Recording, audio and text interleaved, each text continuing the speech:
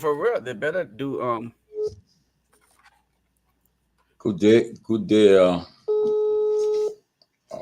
good day, everyone. Good day. It was good to be back on the closing argument. Today's uh, today's Wednesday, the last day of January in 2024. The year is gone, man. Lofa, the year is gone. The year finished already. The year, I mean, it's done. It's done 2024 now. is once done. once Yeah, January end, 2024 is done.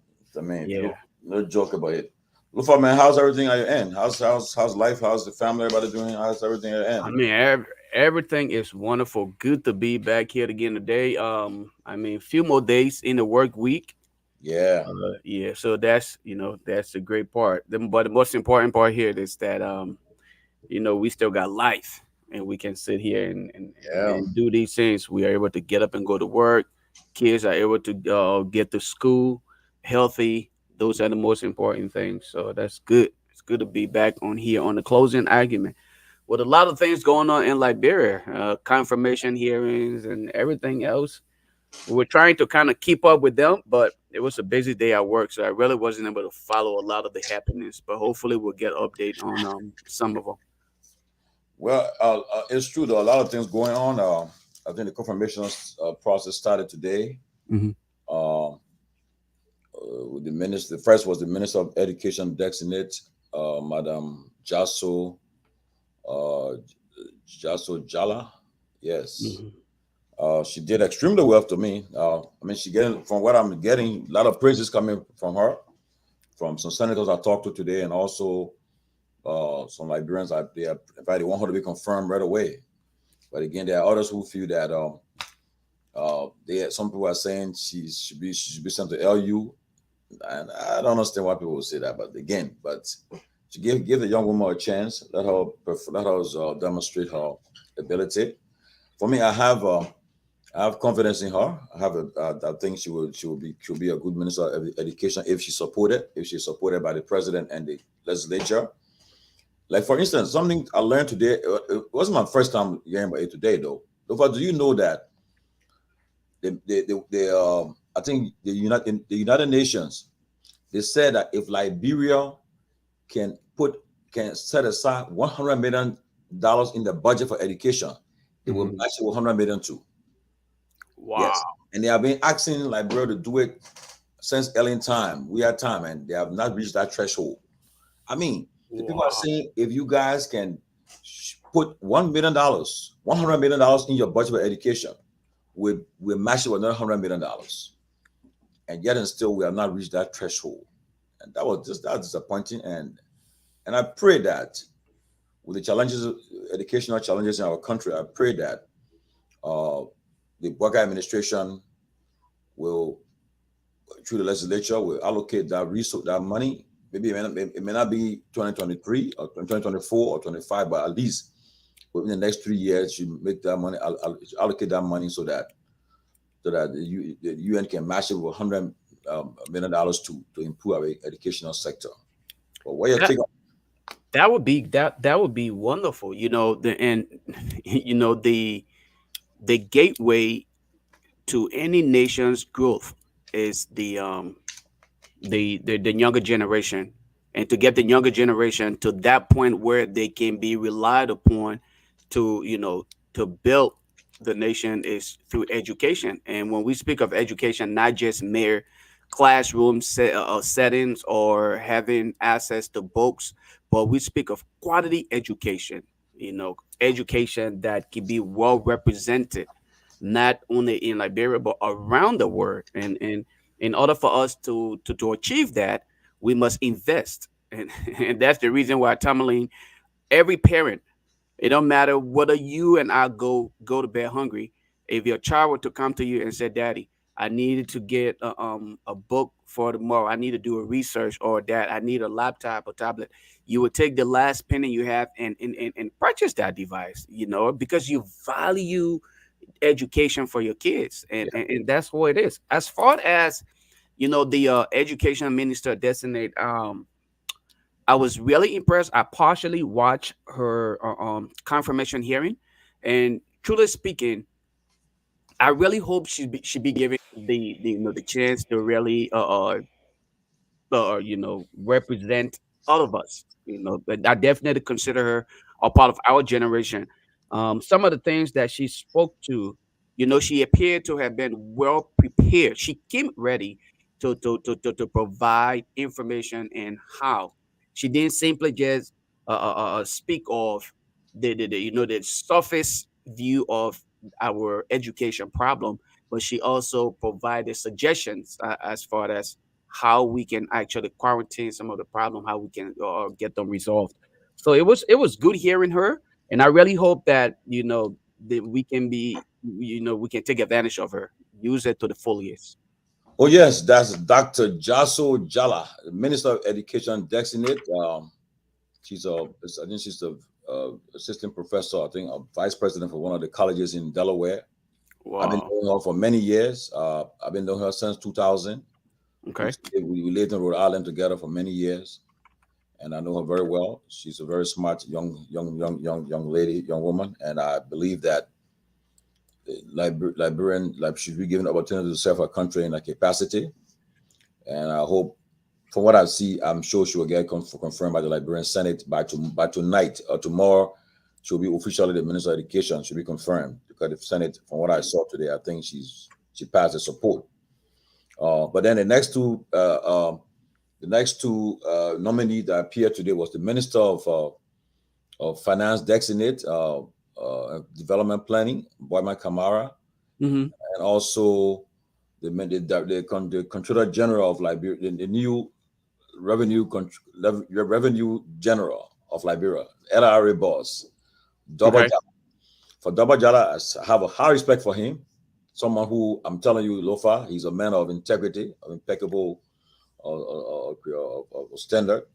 Someone who is an honest civil servant, who I believe will serve Liberia and this administration well in his capacity as the LRA Director General for LRA. I think he brings a lot of to that to the table, and he made some he said some great things today at the confirmation hearing, which I believe that will help the country, especially when he said that the $625 million budget that was submitted by the WIA administration to the legislature, that he sent it back to the executive branch to redo, perhaps to meet their agenda, and that he believed that they can increase that money, Wow.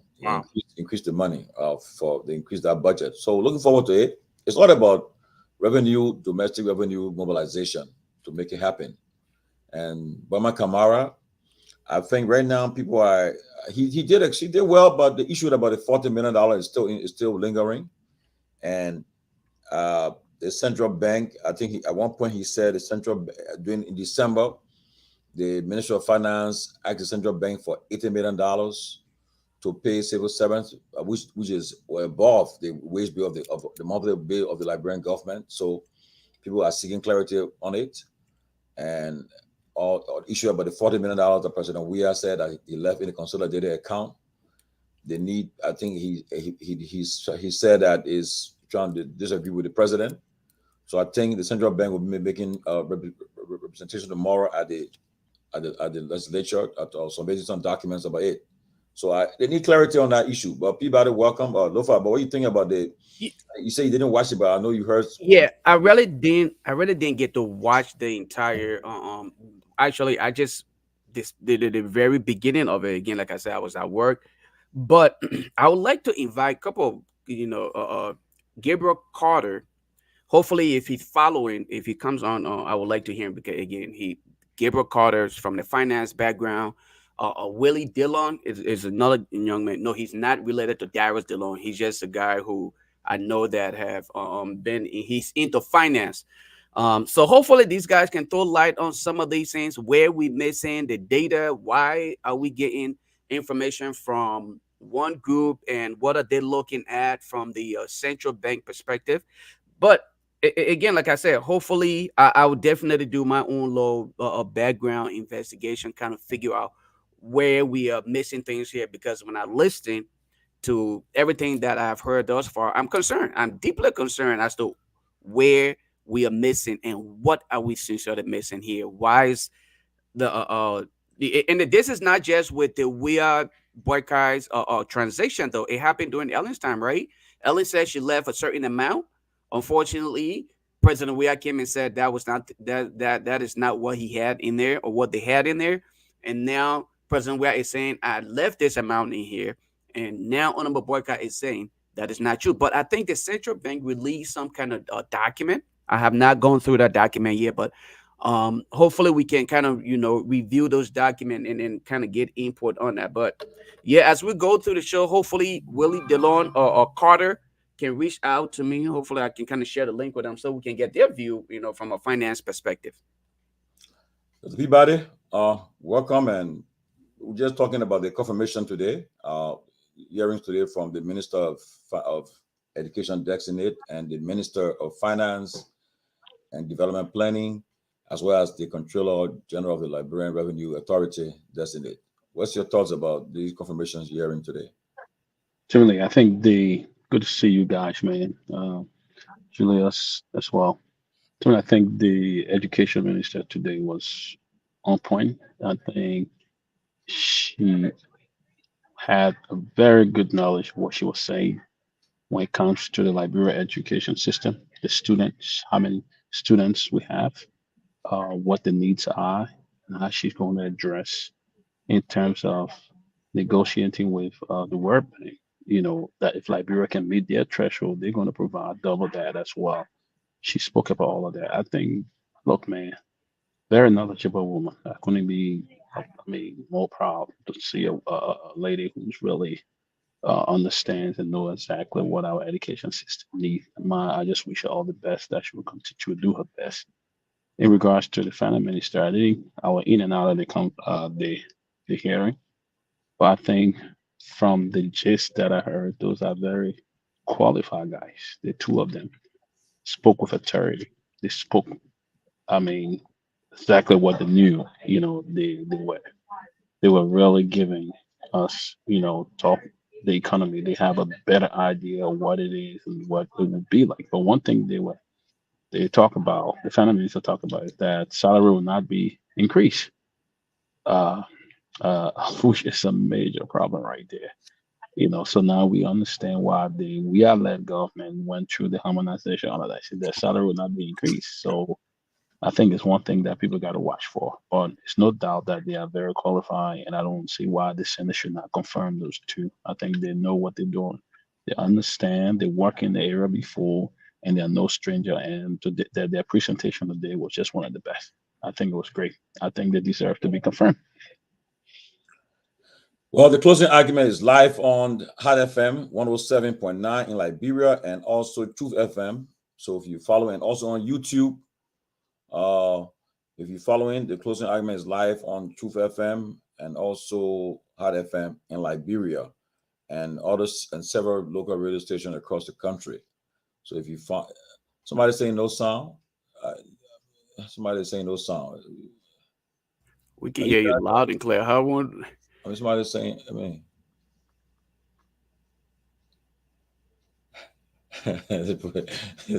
somebody said to when everyone your friend, you would confirm all of that. That's great. That's great. We're saying everyone is your friend. Yeah, I guess. the thing is that for me, what I noticed so far, once you're sympathizer of CDC once you are not part of the UP, you cannot praise UP. When you cannot talk when everything is, you can be objective. So they want you to just come and just trash, and that's not my. I know I'm getting insulted every day, but if UP if they do wrong, I will talk it. If they're not performing well, I will say it. I think I have my reputation to protect. I can't just be one side and just look at red and say that black. I can't do that. Right. We'll be objective to help our country. But again, so my people, I'm sorry. But again, also. Yep, I think you're fair to me. By May 1st, yeah, go ahead. President Baka will be 100 days in office. May 1st will be 100 days in office. And at that time, we expect him to deliver his first press conference, give his first major press conference to the nation, address the nation on May 1st. And we tell us the status of whether any car got stuck on a major highway during the first 100 days. Today is day 9 of his stay in office, and on May 1st, we're expecting to give his first major report to the nation in the first 100 days. We're looking forward to that day. But a group called Central. Central is which is the Center for Transparency and Accountability, is urging President Joseph Boakai to officially declare and publish his assets. Central is saying that uh, the president he promised the nation that he will declare his asset upon taking office. So they are calling on him to declare his asset and publish it, officially declare and publish his asset. He shouldn't just declare, but publish it. We want to know his worth coming to office, how much he's worth, what he owns, and the bank account, how much money he has in his bank account. So they want to know it because President Boakai he stressed on corruption and transparency and accountability during the campaign. So people want to know exactly. Let him tell us what he brings to the office. It's important. I think President Weah was attacked. I mean, it was they went after him for his declaration of his assets, even though he declared it at the eve of the date of the expiration. But they wanted him to publish it, which I think he didn't publish it, but I think he declared assets. So, but the Central is saying President Boakai promised that he will not only declare, but he will make it public. Up to now, they are still calling on him, the vice president, the speaker, the pro tem. The pro tem already declared her assets. They're calling on all the other folks in the government to declare the assets. Lofa and Peabody. Yeah, Quickly, yeah. and I'm glad that we are discussing this issue of asset declaration. Tomalin, is a disgrace. It is embarrassing that we should even sit here and talk about the possibility of people having to even ask the president to declare his asset. Okay, asset declaration should have been one of the very first thing done by the president. It is so disheartening for a man who ran on the issue of transparency, the man who ran on the issue of accountability, to sit now and want to use the deadline as a reason to escape what he actually ran on, as though he didn't realize all along that he needed to declare his asset. Look, it took President Boakai how long? Like 2 weeks to travel from one part of Liberia to come to the United States and gallivant the various states or the various cities, because I think he was in one state. And guess what happened? Here we are today. We're talking about asset declaration. Should people even be talking about him having to declare his asset at this point? That should be the least of our worries. It should have been done years before we even started talking about these things in all reality. So I hope that we can really get into it extensively so that we can. Again, this is deception. I will stop here for now. I'm about to bring what's his name Choo on. Let me get him in here real quick. Let me stop here for now and try to get the link to him, and then we'll get back on here. All right. Look, ultimately, I think it's all fair. It's part of the requirement. In fact, the VP had always said that he was into this. Corruption was his number one. And I think what he needs to do, we've had a few people who have declared the asset. I mean, I think the president, sorry for calling him VP, I think he need to go ahead now and declare his asset. It's very important that he do it. This is part of transparency. I think he should have been the first to do it, to declare his assets. So I think we've been here into this 1 week, 2 weeks, next week. I think it's important that he come up and declare his assets right now. He had enough time to do this, and I think there should be no excuse for the president declaring his assets. I think he needs to do it. Yeah, welcome, Duke, and welcome, Kev. Just to go to what Centel said quickly. Centel comes following the release of Transparency International Corruption Perception Index report, placing Liberia on a higher rank for corruption. Liberia ranks 145 or 180 among countries covered by CPR 2023. From 32 in 2018, Liberia has dropped by 7 points to 25 in 2023. Unfortunately, this further cements the country's position as one of the biggest decliners on the CPI, dropping by a massive 16 points from 41 in 2012 to 2020 to 25 in 2023. In West Africa and the Mineral Reward Union, Liberia is the only country that has declined by 7 points over the last 6 years. And so Santar is saying that the State of Corruption report, which revealed that 90% of Liberians think corruption level is high in the country with low citizen confidence in the executive branch government to fight against corruption. It's a challenge. So Santar is saying that we have dropped, and the sooner the president can declare his asset for people to gain confidence in the executive branch will be the better for us. So, but Kev, Duke, we're just talking quickly. You guys can just quickly give your perspective on the issue of the confirmation hearings today, and also the report Santel call on the president to declare his asset and so forth. So you can just get a perspective quickly, and we can move on. I think the biggest one confirmation hearing will be tomorrow. We see how that goes. So I know during the recent address, the SONA address, the president has stressed that his government was going to be big on accountability. And part of accountability is definitely declaring your assets. That's something that, we were all critical of as members of the opposition against the we administration.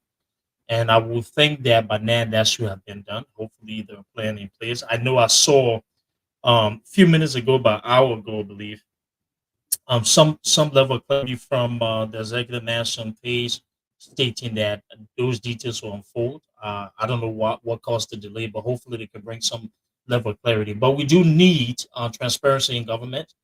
We do need political actors and individuals who are in public offices to be able to tell the people exactly what they're standing on in terms of the assets, in terms of things that they have before going to public office. I think it sets the standard as the head of government that other members of government can follow as well. So hopefully that's something to looking at. But confirmation hearing wise, um, you know, again, we have lawmakers who've been hired to do a job, and hopefully they will follow the constitutions and ask the necessary questions to make sure that they determine the qualification of those people will come in for different positions as well. But I look forward to the one tomorrow, and just hoping to see that they can provide something that the Liberian people will be satisfied. Yeah, Kev. Well, let me say hi. And well, I will not go too much on uh, folks declaring their assets. All you gotta do just read the code of conduct, then you will understand that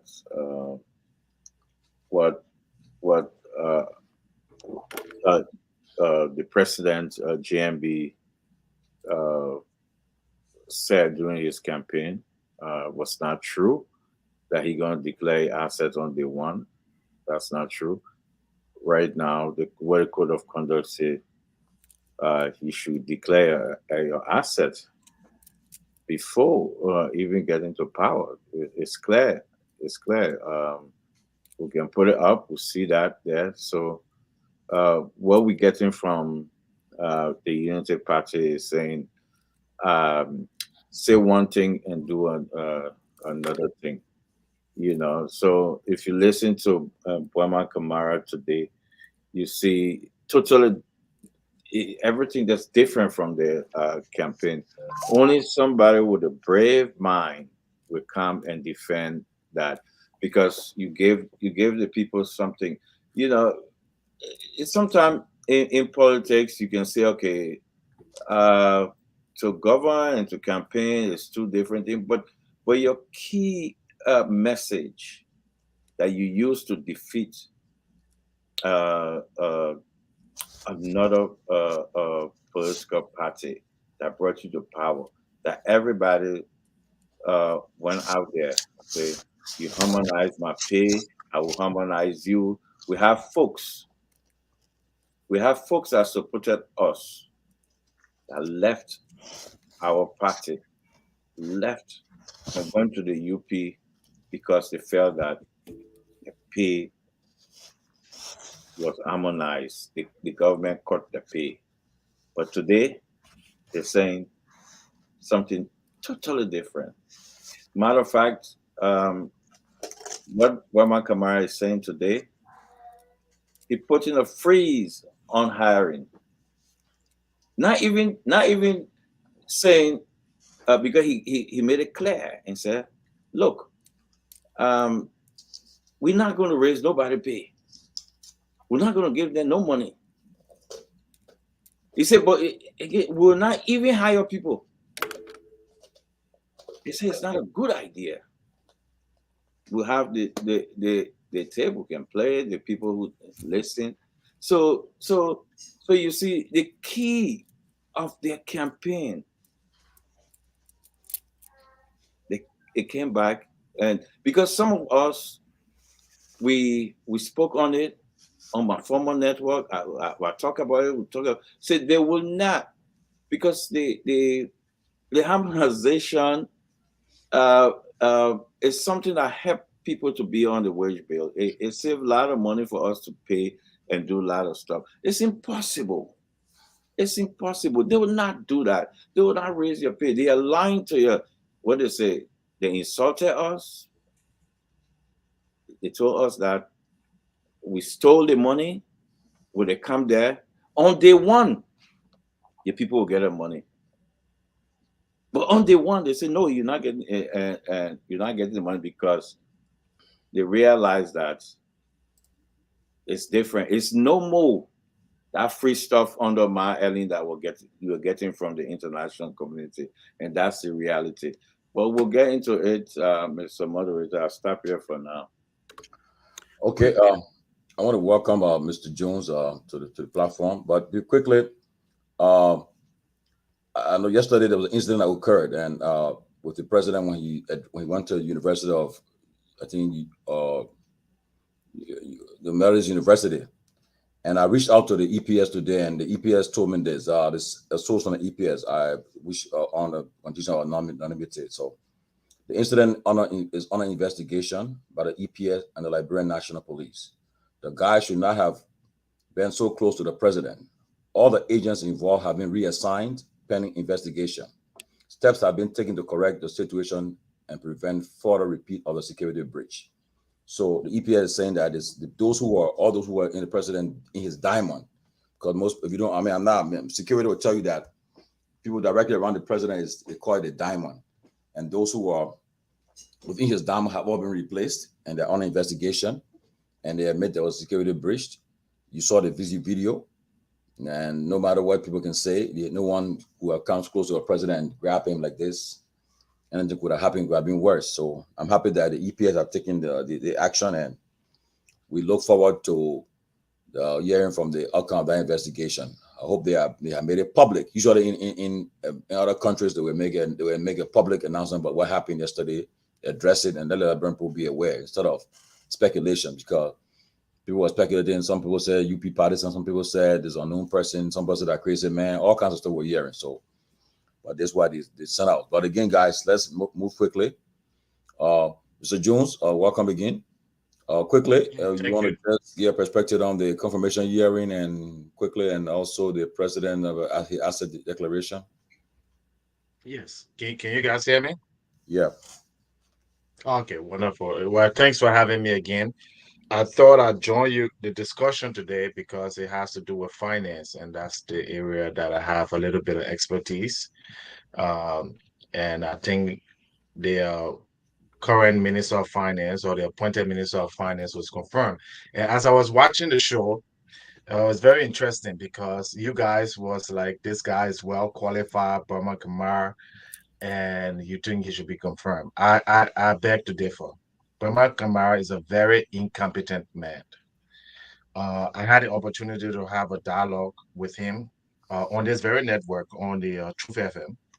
And this man did not even know the percentage of the Liberian health budget. He argued it there was few other financial colleagues on, and that questions the kind of people. I can understand that you guys are not financial analysts and are not financial expertise. And even the people in the Senate, most of them are not. They never work in banking, finance, any of those areas. So how would they know? The fact that right now Liberia is facing one of the major unemployment. Okay, you're paying the $300 billion in terms of wage bill. About 50% of that is going to the highest tier of government employees, while the rest of the employees are making less than $500 a month. While ministers, deputy ministers are making $5, $6, $7,000. In fact, he admitted that he made $8,000 when he was deputy governor of Central Bank. So my question is, how do you improve people's lives when you said which the government is a larger employer? According to Keynesian economics, whenever the private sector cannot come in and provide jobs, it's the government that should provide stimulus, unemployment, and assistance. How can you sit there and say you're going to rescue people that have no jobs? You are making $8,000 to $10,000. All your friends in the government in a high level are making that kind of money. So how do you expect people to live for the next year or 2 years? It makes absolutely no economic sense. And this guy if this guy is confirmed, I think Liberia is done because he knows nothing about finance and economics. He has no business experience. He worked directly out of college from University of Liberia at the central bank. He never worked in a commercial environment. He never worked as a banker or analyst. So I thought to come on today to refute that fact that this man even understand what he's doing. Under his administration when he was finance minister, look at how Liberia performed the last 16 months of the administration. Huge corruption, ghost payroll, all right, and large deficit and loans. So how do you bring the same man back who performed dismally as a deputy central bank governor? The central bank of Liberia has not been able to even regulate the foreign banks in Liberia. Okay, so what is his contribution? The State of the Nation address. The president said he's going to put 10,000 people for training. All right. There are thousands of Liberians already trained and educated in technology. No word on how these people will be employed or you can bring them to help the country. You're talking about going to put people who never study IT for another 2 years. That is absurd. These people don't know what they are doing, and as you can see from the inaugural address, they're worse than the previous administration or any administration in Liberia. They come up with a fine PowerPoint, they come up with a fine rhetorics. They are politicians. They are not technocrats. So I'll stop there and give my colleagues the chance to speak about it. Well, I would disagree with you about the characterization of Minister Bwama Kamara. I think Mr. Kamara is. I think he's someone who is up to the task for this job, and he was there for 18 months, and may have his issues, but to say he's incompetent and not up for this job, I for me personally, I don't think so.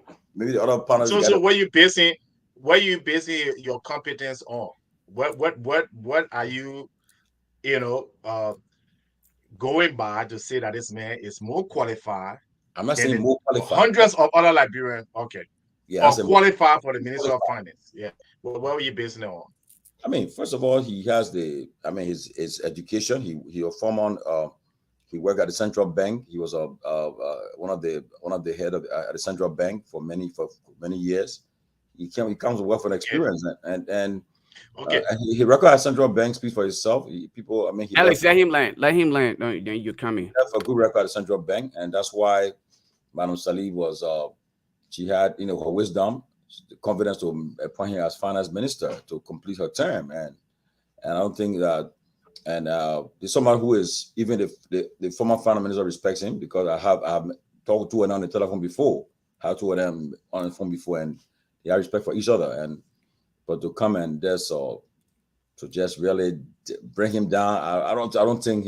I mean, as I said, that's my opinion. I have a different opinion about him as compared to what you're saying about him. But I'll give the other guys chance to come in. But I Normally, think Mr. Mama Kamara is. I think he's a good fit for the Minister of Finance job.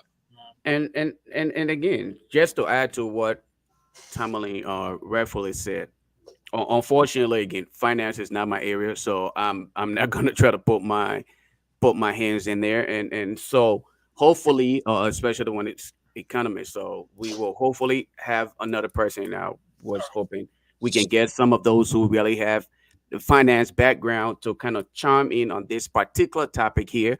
But from what I have read, thus far, and what I have seen, I guess the education he has it, and the experience.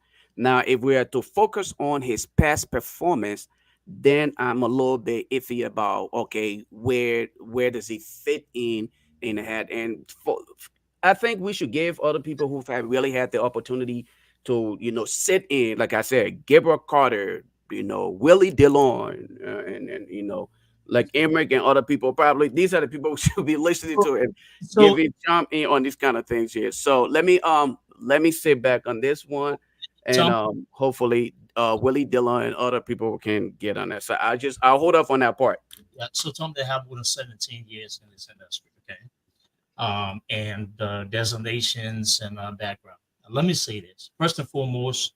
I like what Lofa said previously. I think the conversation, must be about his past performance. And I think on the show, the last time he was here, there were some things that were stated that I questioned.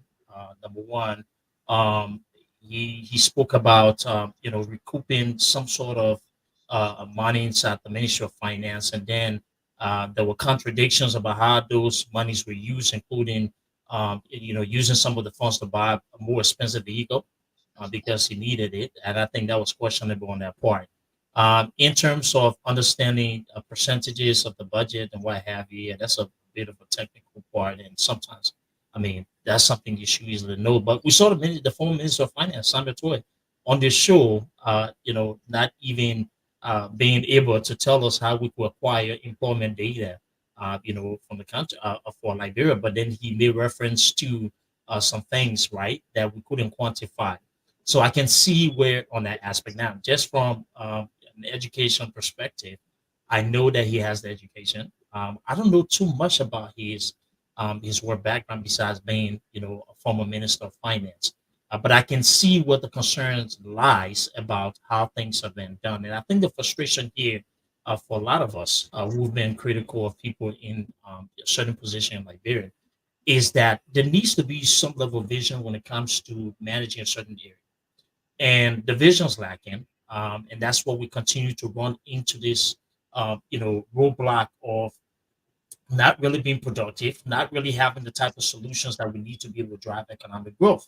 For instance, we're looking at probably inching close to 30 years that we haven't figured out how to build a functioning private sector in that country. The Ministry of Finance, as it is, are still operating using file cabinets. There's not a digital system for us to be able to collect raw data. Today, the Labor Ministry in Liberia cannot tell us where we can access employment data, right, to be able to, even say how much our economy has grown, right? How many jobs have we created? All of those things, those I think those are valid questions. I can understand what he's saying. I wouldn't be harsh in terms of the incompetence side. I think we respect his education, we respect what he has done in the past, but we can challenge though the performance, and I think there's some kind of void in terms of what he has done before and how those things that he has done in the past will be able to right translate to what we need in terms of moving the future. So that's just my observation, but I do agree, man. Like, I mean, this is not the time to continue to use recipe from the past to address the kind of progress or the level of policies that we need to see, to bring in the level of progress, right? And so, other than that, I hope there's an opportunity for the minister to be able to explain himself and answer some questions here. But I would just give him the benefit of doubt and just only just call into question our past performance and what have you. Lofa, you muted. Oh, sorry. I said that would be my biggest concern because, when I look out to employ people or when I sit in to conduct job interviews, I'm looking at your resume. Okay, what experience do you have, and what impact did you make? And if I'm concerned about what you have done within that agency and I'm looking to promote you, then I'm looking at your past performance. All right. What did you bring to it? So I think the focus here is how can he actually transform our our economy, and from the just from a general perspective, based on what we saw him do in the last, what you said, 18 years that he served as a 18 months at finance. 18 months, excuse me, 18 months that he served. Okay, that's enough time that he could have made a major impact, man. That's enough time for him to have left footprints on the ground. So if we are just going to look at his past records, then hopefully we can make that determination to say, hey, man, you were here for 18 months. What did you do? What mechanism did you put in place? What did you observe? And when you left, what are you bringing back to change what you left behind and what you noticed from the previous finance minister? Because we cannot continue to go down the same, rabbit hole where we keep using this antique idea of, what the finance or whatever it is. But, again, I think I can only focus on his past performance to make that determination as to whether he But probably is the right man to get that job done, though. and Lofa, I do understand where you just going with this, right? And that's a really valid point. I would just kind of like filter things a little bit, but you know, we're inching right to the point now wherein it has to be beyond credentials, right? In addition to credentials, there's got to be results, and I think this is what the greatest burden of proof lies, right? Because in about 100 days from now, we're going to be discussing actual economic data numbers, right? Right. How well did the economy grow? How many jobs, did we put forth, right? What were those policies or other policies that are actually working as well? What is the Ministry of Finance or Minister of Finance going to be able to address out of the current economic issues, right? Commodity prices, those are the things, right?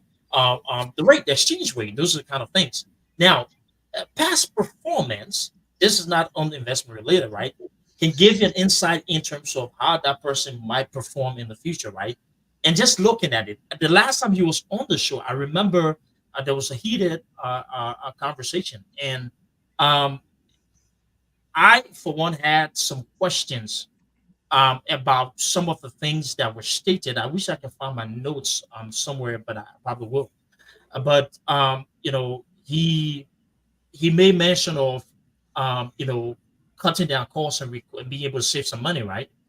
But then later on said that he needed a new vehicle and he was able to buy a vehicle for like what, $80,000 or so. And I was trying to figure out how does that tie into cutting costs, right? How do you save and then go lavishly spend on something else? Those are one of the things that we'll take a look at. But I do understand though where he's coming from, and I think it would definitely be judged by definitely he'll be judged by past performance, but his records going forward. Now, in terms of his credentials, in terms of his competence, right? If he avails himself to the show and questions are asked, then people can make a broader determination. But I would just give him the respect, the fact of the matter that he has actually invested time in building himself. And so he served in the role for 18 months, as Tomalin said. And so what we have now, sample size of his performance in the past, and maybe in the future, we can then be able to, hold him accountable for some of those actions. Yeah. Okay, before I bring Mr. Johnson, look, the guy she served just for 18 months. So I don't know how would you just judge the guy on his 18 months as finance minister. More than 1 year. Tomalin, Timothy, let me address that. First of all, he got in that position at the time at the end of the President Salif administration. She was leaving office a second term. So, and the guy, I mean, today I listened to him. He talked about lots of things he's going to do. He wants to do for at the Ministry of Finance and work along with the guy from LRA. Two of them appear today jointly. And I think based on what they said, we're giving. For me, I want to give the benefit of the doubt. If these are recordings that we have. If income come by next year this time, things that they said, most of them were given 3 months, 3 months, in 3 months to do certain things. If but in 3 months' time, but by next year this time, if we don't hear, we don't see, we're not seeing much changes in what they say they're gonna do, then we'll start questioning it. In fact, one thing good thing I came out of that thing today, they asked the lawmakers to revisit the act that created the Ministry of Development, Finance, Development, Planning. And I'm one of those who believe that they should not have combined the Ministry of Planning and Finance together. Okay, I think we should have that many. Should never have put it together in the first place. I don't know who did it, but the Habib Studies administration, it should be the Minister of Finance and the Minister of Planning and Economic Affairs. It should be separate, but putting them together, I think Jabba Jala raised the issue today, and I hope the lawmakers and President Boga will look into it to see that it can take apart the two ministries and because it's too bulky for one person, and as a result, the other sectoral areas are left unattended. But Mr. June, again, like I said, I think we should give Minister the only thing, Mr. Kamara, the only thing that will hang over his confirmation, I believe, is the issue of the 40 million. I don't know who advised President Boyka to say that President Weah did not leave $40 million in the consolidated account. I just got something from the central bank. I'm still looking at it. Can we publish it? I will send to you. Okay, the central bank. I will send to you. But again, because he was on an oath, and when you on an oath in front of the lawmakers, and if you say something that is untrue, they consider it as perjury. You lie on an oath, and they could disqualify you from your confirmation. But I just pray and hope. I'm hoping that he did not fall in that area where he didn't mislead the lawmakers. And President Weah's statement that he did leave $40 million in the consolidated account is a fact. They are still debating it, but I believe that from the documents I've seen, President Weah, I think from what I saw, President Boga did not talk about the Liberian data component, but that if you make the exchange rate, it will come almost to the $40 million, because he only talked about the US data component in his speech, and he should have also indicated about the extra $2 million, $2 million, I think $2 million something dollars that President Weah talked about left, but that brought it to 40 million. But again, we are still digging on it, and we hope we'll discuss it more. But Mr. Jones, yeah, go ahead. So I think you're leaving out the part that this man was deputy governor for the Central Bank of Liberia for a number of years. Yeah. Okay. Liberian Bank, the Central Bank of Liberia, has been a very poorly performed entity. In fact, this is the same entity where they are responsible. The two jobs of the central bank, one is low unemployment and low inflation. Those are the responsibility of the central bank. We saw high unemployment and high inflation. We saw situation of high corruption, where the banks in Liberia, they are not properly regulated. Let's go back to the education, because I want to look, this is not personal. I think I speak on all the candidates and I speak on everybody. I just want to make the point that at these times where you have a country where you are basically in depression, you have you running an $80 million deficit, you have a $2.2 billion debt. This is not the time to bring somebody on who have failed in several previous jobs. In other words, bring a recycled politician. If Liberia, if these people have performed, the American, the Gafoyan, if they were so smart, Liberians would not be suffering today. So obviously they are not smart enough. Anybody can get a degree. Anybody can get an MBA. Anybody can get a master's degree. But in a professional setting, what people look at is your performance, your record. And Burma Kamara, I would say this last time, and I'm going through it, has nothing, no positive record to show that any of the position that he held, especially the central bank governor, the most important independent agency of Liberia that control the whole economy, is being fraught with corruption. All right. The people don't even give a press conference This man has never even written or published a paper on his work, and he wants to be finance minister. How are people supposed to evaluate him when they don't, as a financial professional or economist or anybody in a professional setting? One of the things that people will look at is your publication. That's a very high level position. Your publications will show what are your economic thinkings. What are you going to do? What is the problem? This man, like I said, you mentioned all these people are Carter. All these people are visible. Dr. Joseph Gumpo, professor of economics. All right. Even Emory, they're all out there. They give their views and analysis. Where has Bremer Kamara been for the last 5 years? Why haven't we seen anything he's written? Why can't we have the opportunity to come on a show like this with other financial professionals so that we can have a dialogue and discussion on what is he going to do to help the Liberian people? Then let's go back. This man served on a transitional team. Look at what a disaster it was. Okay. So what has his expertise contributed to the transitional team, much less as a minister of finance? Look, we take Liberia for granted. The Ministry of Finance is one of the key areas of improving people's lives in our country. There's no time to be trying people and recycling people. This man cannot let him show any evidence of what he's done over the last 8 years or in his professional career. He's never worked in the private sector. A minister of finance should be someone who is well advised with. In fact, here, what they usually do, they either take a former banker or they take someone who has been in the financial arena for a very long time, because you're going to be making policy that affect banking. We're going to be regulating the government financial institution. Then they added development on top of it. To just come here and get a certificate, right? Which most of them don't. And I criticize the Gafoya and the American, because these are people that not even can't have a conversation on finance and economics. How can you be a finance minister or want to be a finance minister when you can't sit down with Carter, you can't sit down with Dr. Gumpo on a forum and have a discussion? What are you going to do when you go to the World Economic Forum? When they start asking you about your employment rate, when they start asking you how much investment is going into industries, when they start asking you what is your health budget, it's going to be another embarrassment. So we shouldn't sit here and support somebody just because they have a degree.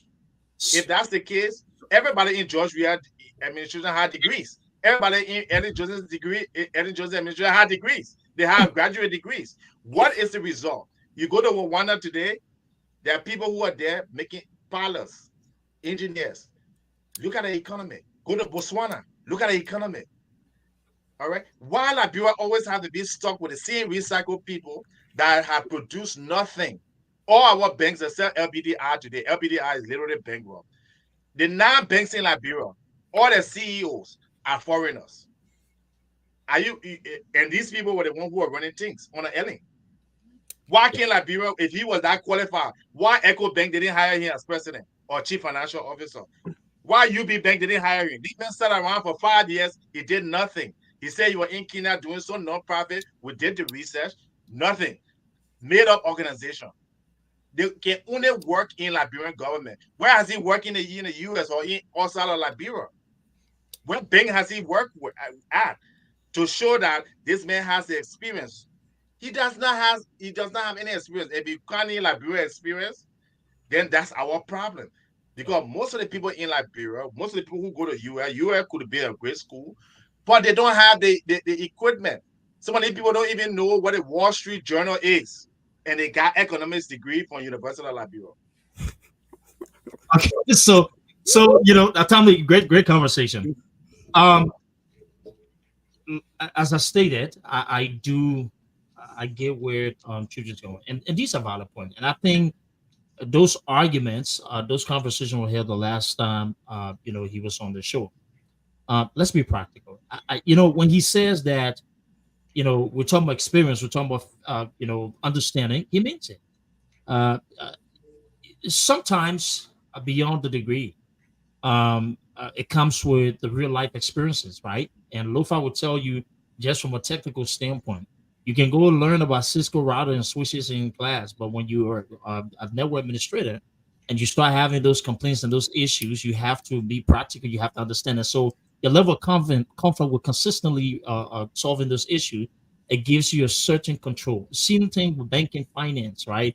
And the experience you get working through a tough economy in America during COVID, during the market crash, doing all of those economic experiences, right?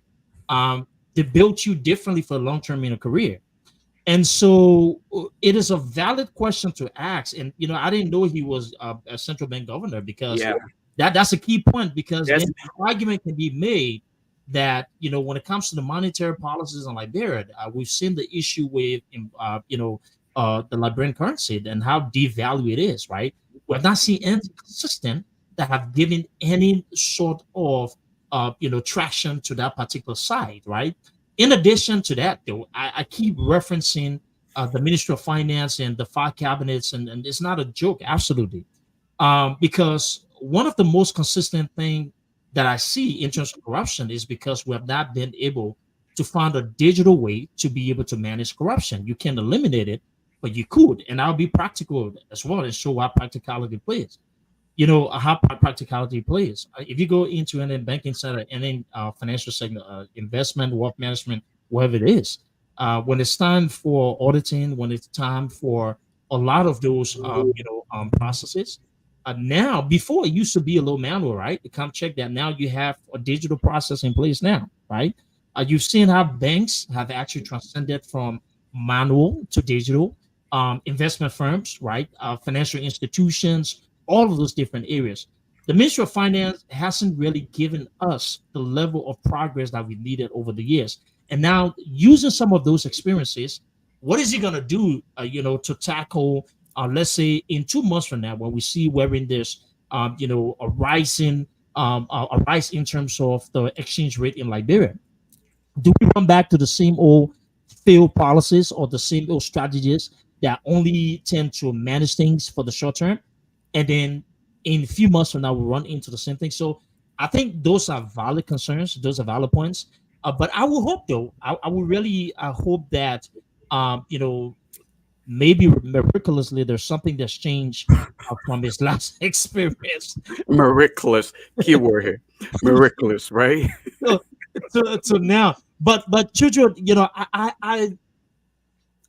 I've said this, for almost 2 3 years. And when I went to Liberia again, the same thing. And I think we see a lot of those issues. One of the things that the Ministry of Finance, the central bank, and other financial experts in that environment will have to figure it out is, how can we become multidimensional when it comes to product expectation in our financial sector banking system? Let me dim it down. If you go to banking Liberia today, there are a lot of DDA options. I'm not sure if anybody experienced anything, but it's just all fixed base, right? There's not any option for variable components. Yes, why that is important, because for a country that constantly runs into a situation wherein you have continue to have inflation, that's not a good look, especially if you talk about fixed products as well.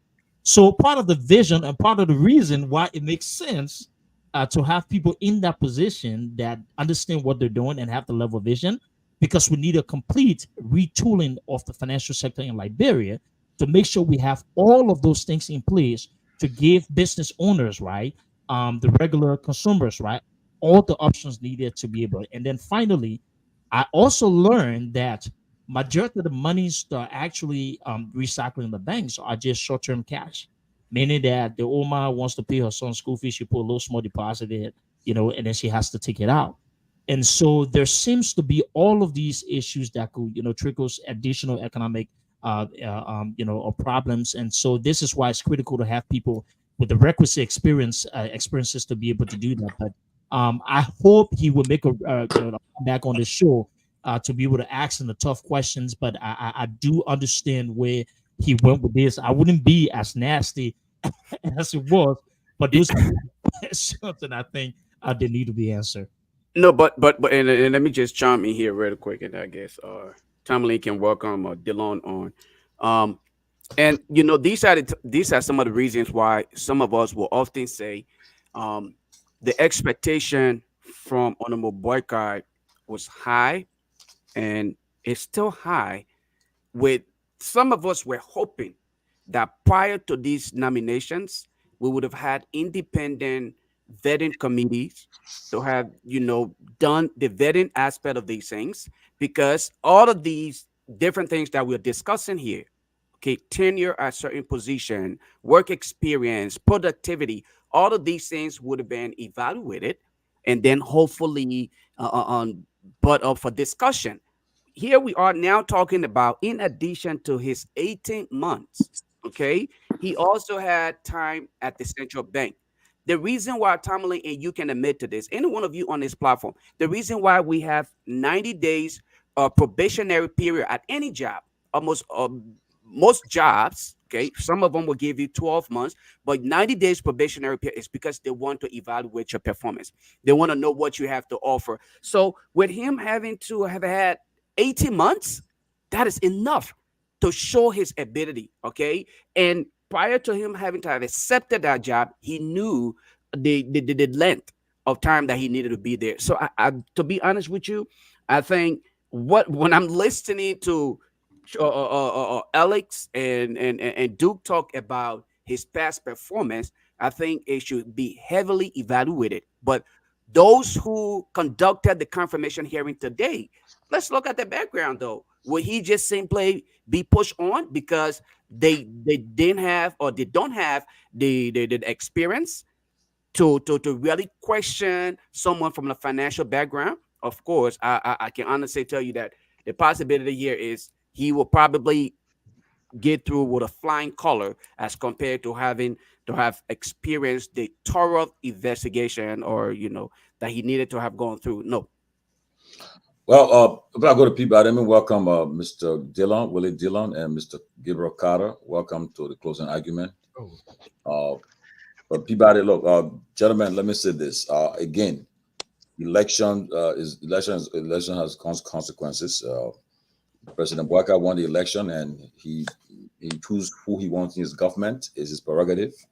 And I believe, again, I would say, if I followed the confirmation hearing of the Minister of Finance, Development Planning Designate, and the LRA boss, and I think if everybody have their own opinion about the process, but I think those who are asking the questions, most of these guys have areas in, like, I know Nukwe, the chair of the committee, Albert Chair. These are all financial guys, and they ask the questions that they need to be asked. And I think they stood their ground, answered this question. And again, I believe too, looking at the performance of Mr. Kamara, and I followed, I think, his activities. I think he's up to the task for this job, and if given the opportunity and the support, I think he will bring a lot to the Ministry of Finance and Development Planning. So again, I personally I believe, uh, you won't believe it. I've not met this guy in person before, but I've been following him. I think his activities. I think he's up to the task, and he will he will justify the confidence reposing in him by the president. So I would not denigrate him, trying to question his competence, because I believe, Mr. Kamara, he knows about him. He knows that he knows what he had into, and I think he will prove himself in the next few months. Let's wait and see how he performs. But Peabody, you want to weigh in? Well, Timothy, I come from a very limited financial background in terms of, but at least I can still understand when it comes to the financial sector of our country. But I think listening to Boyma Kamara, this is not the first time that I've listened to him. Uh, Watching, I think listening to Boyma Kamara today, I think it sounds like somebody who knows what he's talking about our economy. I mean, I don't want to put him down. Boyma have worked with the Liberian government. He came to the U.S. He did his master, and his last job was with the World Bank, I believe. So I'm not sure. I would give him the opportunity to start and begin. In that way, we can actually determine what he's doing or what he has put in place. But he's just been nominated for that position. He will confirm today, I believe. But I think we should give him the opportunity to really come up with his plan, his first 90-day plan, and see. I don't know whether that question will ask what is his plan for his 90 days plan and all of that for the economy. But I think just listening to him, if we want to judge him based on his qualification, I think I would say that he didn't sound like somebody that was unqualified to me or didn't know that don't know that job. Yes. Before we go to Mr. Dillon, Mr. Carter, Mr. Jules, you want to weigh in again before we go to the guys who just joined us?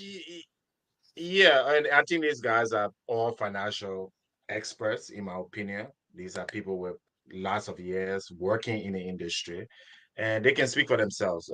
Nobody's cahooting against anybody. We all Liberians and we want to see the country improve. We want to see our GDP go up. Right now, we're 4 billion. We are half of what Somalia economy is. We want to see a plan. And I'm just disappointed that someone who is a finance minister has not published any plan, any paper, anything towards that respect. What are you going to do about the economy? What are you going to do about employment? We've been completely absent. If you told me that Larry Kennedy was a finance minister, you know what? I know Larry Kennedy. I've read his work. I've had conversation with him. I can trust that he's qualified. If you told me that Willie Dillon, he has expertise. But you can bring somebody who disappears only when they're in government, disappear for 5 years and then they pop out of the blue, no interview about what the ready issues are in Liberia. This man is a politician. Okay. So of course politicians are going to make a good impression. We know that for Samuel Tuet. Politicians, and Samuel Tuet is an excellent financial guy. Let me just say this. And I wrote a paper that I published on Front Page Africa when Samuel Tuet was appointed to that position. I say he was very qualified because he worked in the industry and he had real world experience. But Burma Kamara, I'm sorry. The truth, the fact remains, time will tell. But this is my position. I think this is the least man. Ami Modal, very qualified, very experienced. I have nothing to say. Maybe his connection and his conflict of interest with Joseph Boakai, I think he's a nephew. I have a problem with that. But when it comes to qualification, we had discussions. So people in the financial industry know each other. It's like, yeah, you're not going to appoint a treasury secretary that nobody in the financial industry have heard about or respect. So you can hear from the rest of the guys and we can move forward. Welcome again to the closing argument. We are live on the radios in Liberia, True FM and Hard FM, and we have also been simulcast on several radio stations across the country. And we are right now almost the 2,000 mark, 2,000 Liberians across the world watching us live. But we would like to hear from Mr. Willie Dillon, Professor Kennedy. It's good you are here too, and these financial people now. But I believe that you guys will help us with this puzzle before we move on to our next topic. But today, confirmation hearings for the Minister of Finance designate, Wama Kamara, and the Controller of the General of the Liberian Revenue Authority. What is going on? I think this is my Yeah, two excellent public servants. I've come to respect and admired. Daba Jala, somebody who I have high regards for, and a man of integrity who I believe will justify the confidence reposed in him. But what's your thought if you watch the confirmation hearing today of Minister Kamara and Mr. Jala? What's your thought about these two public servants that have been asked to serve our country? Yeah, so I watched it earlier today, and I try to remain hopeful. Mr. Kamara, he's very much he has the training, so he has been trained in the financial world, and he did work at the finance ministry before during the not the past regime, but the one before that, with the Ellen Johnson Sirleaf administration.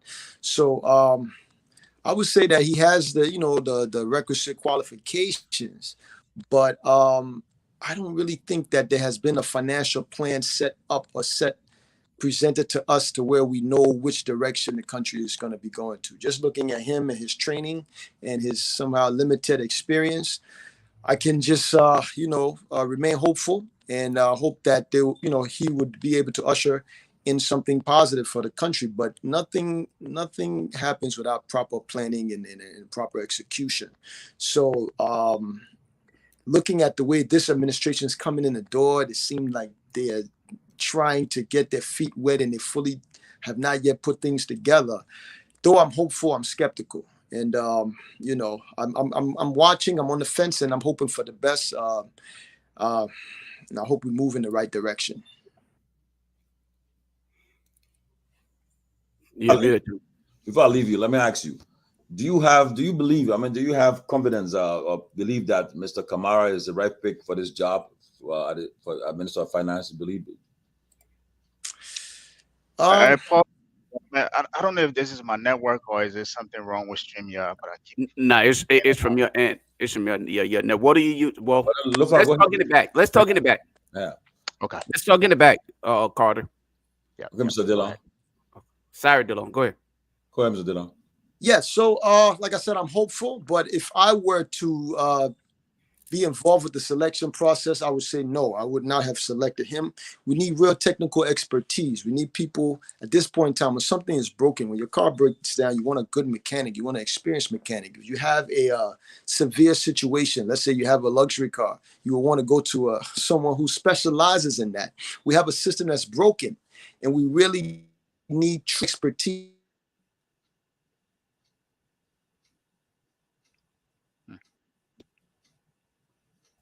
Dillon just went up.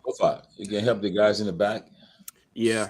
Carter, you should be Yeah. good. There you go. Go ahead. Yeah, he's back. Go ahead. Can you guys hear me? Yeah, Go ahead, Dillon. Yeah. So we have a. I think the vice president or the president, I'm sorry, at the moment now stated one time that he was like a car that was parked in the garage. So I'm using the same car analogy to say if you have a car that's broken, especially if it's a specific type of car, you need a specific mechanic with specific expertise to make sure he gets the job done. And so just looking at Mr. Kamara, I feel like his experience is somehow limited. And so for where we are right now, I would say that we need someone who would have connections internationally, also someone who has actual expertise with this type of economy, this type of situation we have in Liberia, in order to hit the ground running. But I wouldn't say that I'm fully confident that Mr. Kamara would be able to do that. He seems, from my perspective, and it's just me looking at it as a financial professional myself, he seems like someone who will follow orders and do as he's told. But at this point, we need innovation. We need foresight. We need people that would be able to do things in a way that's a lot different from the things we've been doing in the past in order to come up with new solutions to these problems that we have. And I don't see that with Mr. Kamara, no. Wow. Yeah. What's your Can you guys hear me? Yeah. Clearly. Perfect. Yeah. And I kind of draw the same line, but I kind of support what Dillon said as well. We've talked to Mr. Kamara, I think, several times, and I think he's a former Minister of Finance, right? And he's, maybe know his way around the department or the ministry. But in a sense, I'm looking at it from where we are as a country, and I think that's something Dillon alluded to, right? Where we are, you need somebody who is, I'm not saying he's not well polished, and someone who was struggling right now to even get a consistent revenue at a certain point, right? So we need somebody who's going to think outside of the box in terms of how do I keep the country fiscal house in order, one, but also what type of innovative way am I going to bring to maybe take the revenue up to $1 billion, or even one of the things that Mr. Larry is a big proponent of is, get our credit rating to pretty much get us off of this whole dependency on the IMF and the multinational development banks. So I'm not sure if he's he has that level of thinking to do that. But as I said, you can always give somebody the benefit of the doubt, and let's give him the first 2 years and see if he does something new, and to shift the to use to shift the country in a different direction than what we. Wow.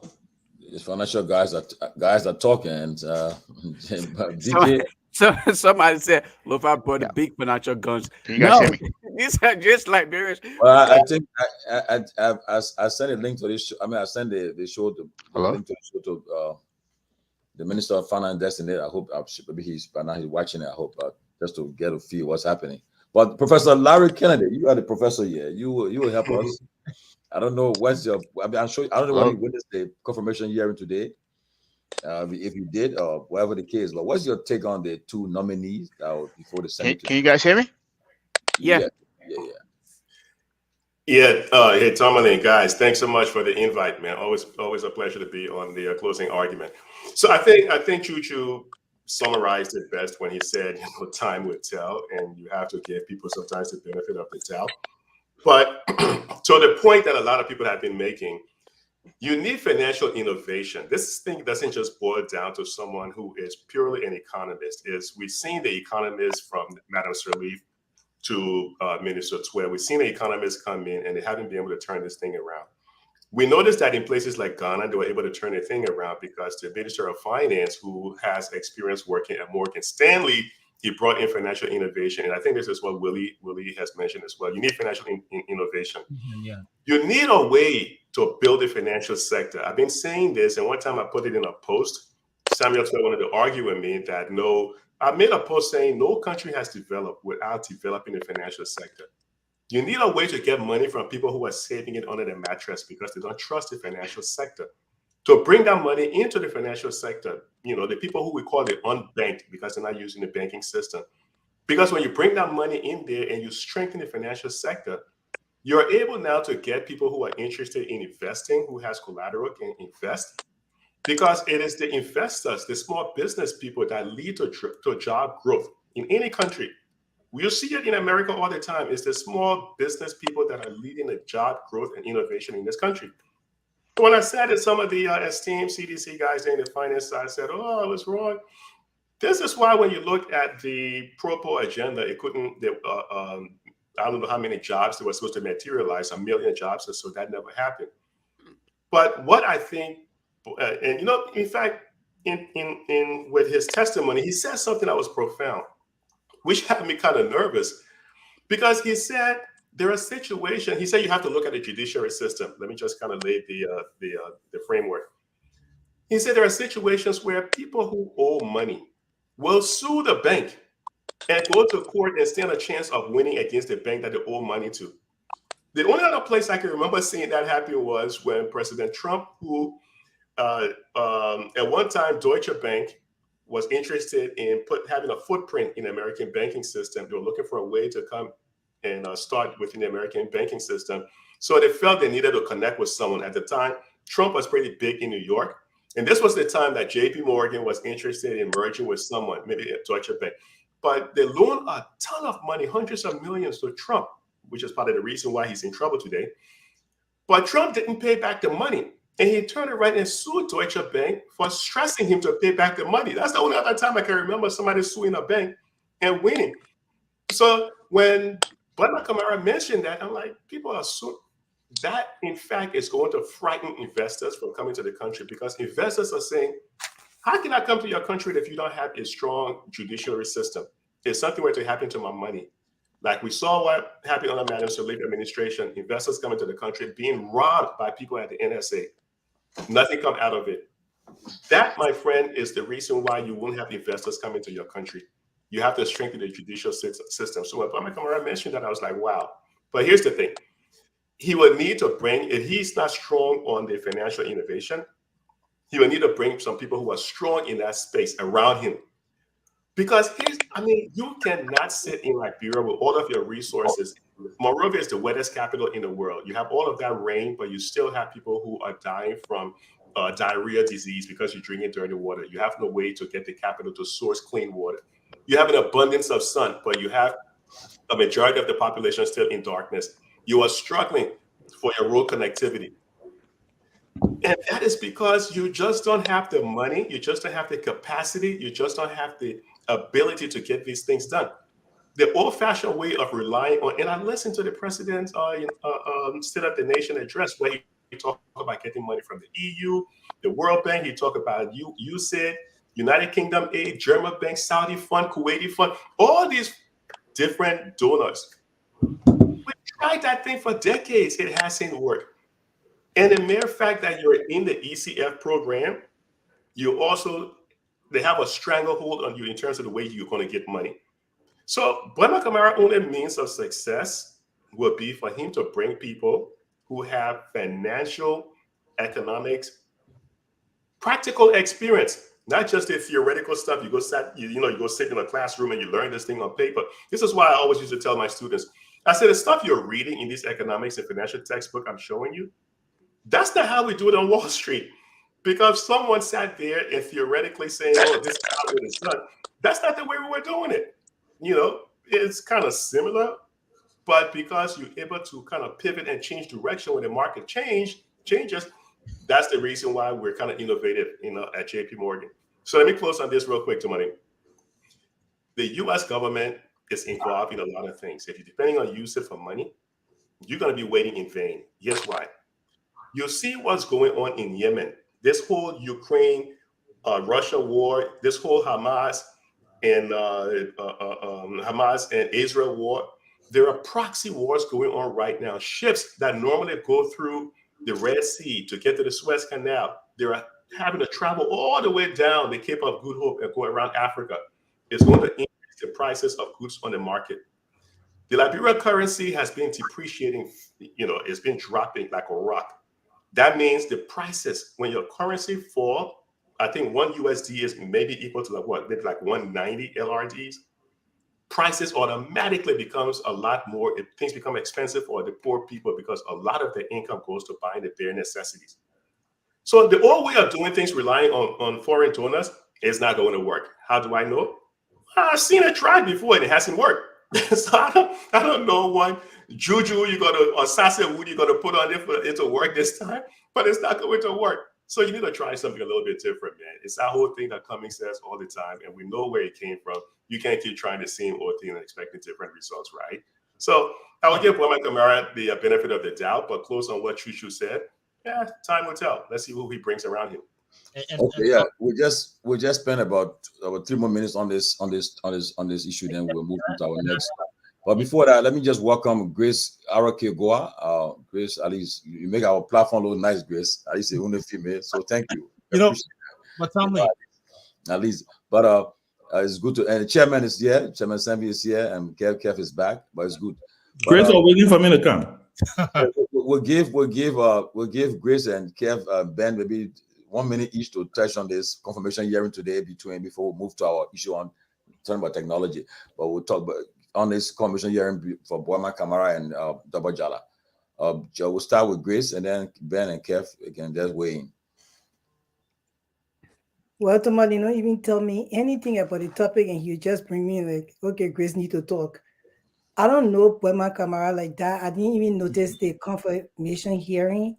What I would do is I would plead the fifth at this point in time, and I hope he does better since he's confirmed. Is he confirmed already? No, it's still. Okay. I know tomorrow the governor of the central bank, he's supposed to appear before the Senate and the House. I think maybe after he appears, maybe they will vote on his confirmation. But go ahead. Yeah, so I will plead the fifth on it, but for me, because his name has been heard before, he was in the government before, he left with some blemish. So I thought that Honorable President Bwaka was going to make a whole different decision on the finance minister instead of him, but then that's what he did. So I'm going to wait until the confirmation hearing, and I have nothing else to add or subtract on this topic. Wow, BK in trouble on the platform today. But let's go, Kev. Ben. So I go first or Kev? Okay. Well, first of all, let me say I'm excited. I'm excited to see the platform. I see my good friend Willie Dillon, Alex Chuchu Jones, my friend who likes to give me hard time, who admires me but like to give me hard time. He can deal with me and he can deal with me. So Future gives everybody a hard time. Future's been shooting dynamite out there lately, you man. never know where Alex is coming from on a normal day. So just get ready for him, right? Because he's, but so true, so true. Yeah, it's good to be here, and he brings a lot of life to the platform. Oh yeah, that's true though. Alex, thank you for joining us. Lofa, obviously, Duke, our runaway brother, who decided he's staying. He can't find me yet, but it's okay. I will PR for it. He said they said somebody changed his name to PR 480. PR 480. We're gonna discuss PR 480 or one of these days. We change it to the 16 billion. But guys, it's great to be here, Larry. Thank you. Yeah. But let me say this, and I apologize for joining late. I had something I had to run to do. But let me say this: I did listen to the confirmation hearing today from Boma and LRA in the Doba Jala, who I have a great amount of respect for. I think Doba is going to do great. Just based on his track record. There are a couple of things that I pinpointed out of Boyman's statement, and I'm going to be very, very strategic and pointed when it comes to Boyman, because before the elections, right, Boyman was on different platforms. He's on the record. There's certain things that he called for, certain things that he saw. When you were in a particular position and you leave, you get a chance to have a vantage view, right? And you can see everything that you didn't see when you were there. And then seldom you get a chance to go back into that position. That's the kind of position that Boyman has found himself in. So a couple of things that I picked up today, I think specifically Senator Dillon asked him clearly about the harmonization. He asked him about the raising of civil servant salary. You ask him about the increase in revenue, and something Larry talks about on this platform all the time is increasing, growing the pie, right? Larry, and also I know Alex Cummings talked about this all through the election, that you can have all of these lofty plans, you can have all of these ideas, all of these things you want to do. Not only, and let me also give Clarence Monimba some credit here, because I know he also talked about growing the pie. When you have all of these dreams and all of these things that you want to see happen, the question is, how are you going to pay for it? I never got that from him today. I am trying to figure out, what is this government going to do to get more revenue? That is the $1 million question. Are we going back to the 1960s? Are we going back to the traditional extractive industry economy that we have been used to in our country? We don't have to. That is the good news. We don't have to, because other countries are pivoting. And I think that's where someone like Alex, Larry, Willie, all of us, right? We can help, because at the end of the day, we don't want this government to fail, right? I don't want them to fail, because we don't have 6 years to waste. I think they need to start to think outside of the box. They need to start to think about including technology. They need to start to be smart about how they deal with these issues. The next time I see Boyman in America, or I see Doba Jala in America, or I see any of these officials in America, I don't want to see them stuck in a hotel in Washington, D.C. I want to see them doing things differently. I want to see them talking to hedge funds manager, because let me tell you something. There's no more free lunch out there, guys. There's no more free lunch. You are competing against nations now who have leapfrogged ahead of you. You're competing against Sierra Leone. You're competing against Ghana. You're competing against Rwanda. You are competing against these countries that are not discussing rubber and palm oil and all these regular extractive things. They're discussing ICT. They're discussing human capacity. What I wanted to hear from Boyman Kamara today was transformational. I did not get it. I'm sorry. I just did not get it from him today. I did not see him lay out a bold vision. I heard him say, well, I've advised the president on a hiring freeze. Hey, but you ran on the message that you were going to raise people's salary. You ran on the message that CDC harmonized jobs. They harmonized salaries. You ran on the message that you were going to, once you come in, because guess what? You have the expertise. And for the last 6 years, there were a bunch of people who didn't know what they were doing, according to you. So you cannot come on the stage anymore and spew the same regular rhetorics and spew the same regular things. Oh, you know what? We're gonna add maybe we're gonna cut salaries. I heard Boyman saying something about travel. Really, Boyman? How do we track that ministers are not flying business class? If I'm a minister and you tell me there is the standard policy of the government not to travel business class, I can come back and say that I use my miles. How are you going to track it? How are we going to track these things? Is this thing going to be public? Are we going to make it public? And listen, the Unity Party got its job cut out for them. This is going to be the most scrutinized Liberian government ever in the history of our country, because our people and the faces on this platform and on many platforms, right, are not going to take the same things that, they're not going to fall for the same old rhetorics that we've heard in the past. So what I wanted to hear today, and by the way, kudos to the Minister of Education designate. I heard some cutting edge, some smart things from her also. I heard some things from her. That's what I wanted to hear from Boyman today. I wanted to hear him talk about, how am I going to grow this pie? How am I going to get this budget to 1 billion? By the way, 1 billion is not enough. How am I going to figure out that we have a wage bill of 300 plus million when we have thousands of partisans who, in their mind, the only way they can put food on the table is by getting employed in government? How are we going to make Liberia to rise in the doing business index of the World Bank? How are we going to cut the red tapes for somebody to go start a business and not have to figure out going to go pay a bribe? How are we going to do these things? Mr. Minister of Finance, are you going to be working with the Liberian Business Registry? Are you going to cut that time? Will a citizen, will a diasporan Liberian be able to go on the internet and register his or her business and get their business registration documents in 24 or 48 hours? Those are the kind of things that I'm looking forward to hearing. Because guess what? Amakone is my big brother, but I told him the other day when we and he were talking, I said, I'm not managing my expectations, because your campaign was ran purely based on the notion that you knew what you were going to be doing.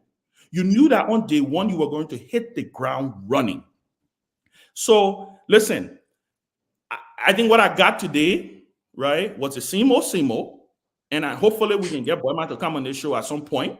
I got the same old, we're gonna try to make sure that people will not fly business class. We're gonna cut gas slips. I don't think people even who's still getting gas slips in Liberia. I'm trying to figure out who's still using gas slips in Liberia. Those things don't fly anymore.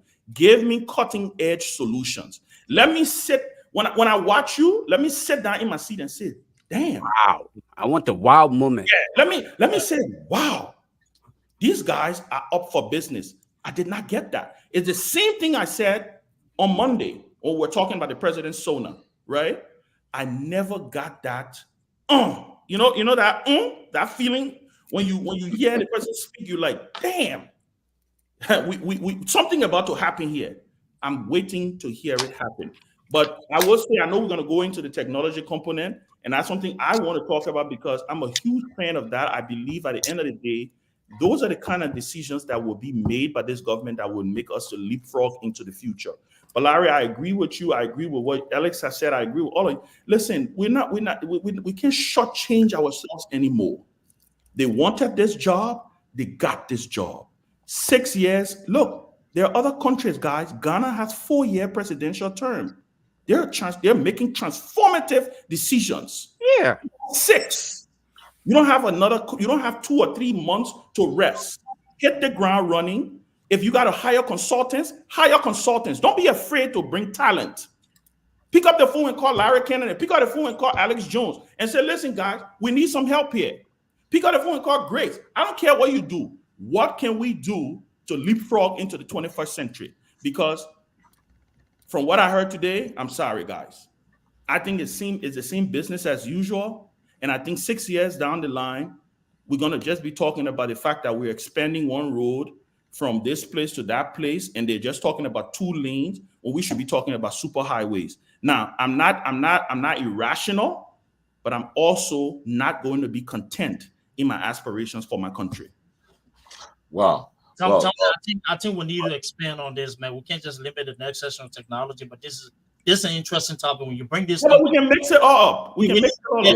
Because a lot of I think we have to go. I think we have to go to the technology side because there's more into it. Because let me say this.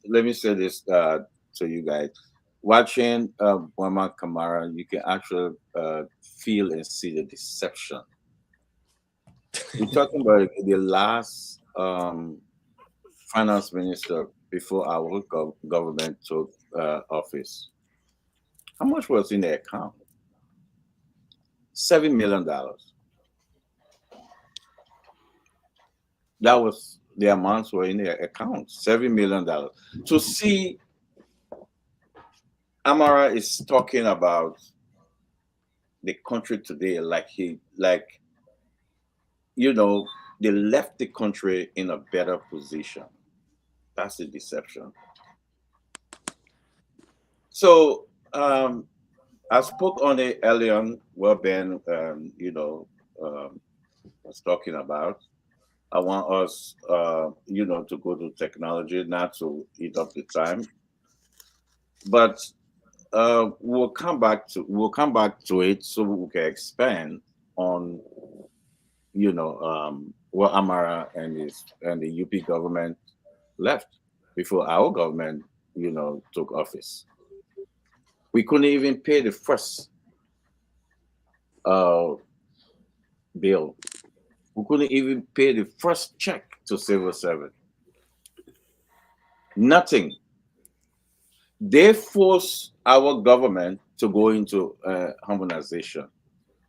We had to go into harmonization because of the state, because of what we met at that time. So when I saw him today, just acting like, his tenure at that time, the country was better. That's the pure deception. That's the thing that gets makes some of us don't sleep at night. Why this country is going this way? You left you left under 100,000 the coffers under 100 million. Now you're getting 222 million. You're getting 40 million. By the way, I think he will be. They're going to call him back in the Senate because after the CBL will come out with a report, they'll call him back because he lied on the oath. Because the actual fact will come out. Amara gonna get the actual fact. You get the details with him as we speak. Tomorrow, they should be the central bank should be at the lower house. The truth will come out this week, and he will be called back to the Senate because he lied on the oath. But I think they give JMB the wrong statement. I think they fooled JMB. I think they wanted to play politics with the whole thing. I think what I saw today, I saw a guy who feel that I'm going after Samet Sweat versus coming up with new things, how to build this country. Then again, I touched on it earlier, and Ben saying the same thing. The key slogan, what they ran on, what they explained to the people. Now they say, no, we can't do it. They asked him about harmonization. He beat around the bush. He can't do it. Guys, where are we heading to? So I think this time in Liberia, everybody needs to speak the truth. Amara and Obama Kamara is meeting this. They're actually inheriting a better country, a better economy than what our government made, and that's a fact. But I will leave. I will leave it for here. We'll go into it, and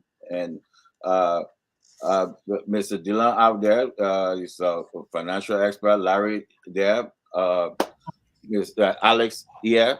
We can look at the numbers. And some of us we are simple guys who don't know anything, but numbers don't lie.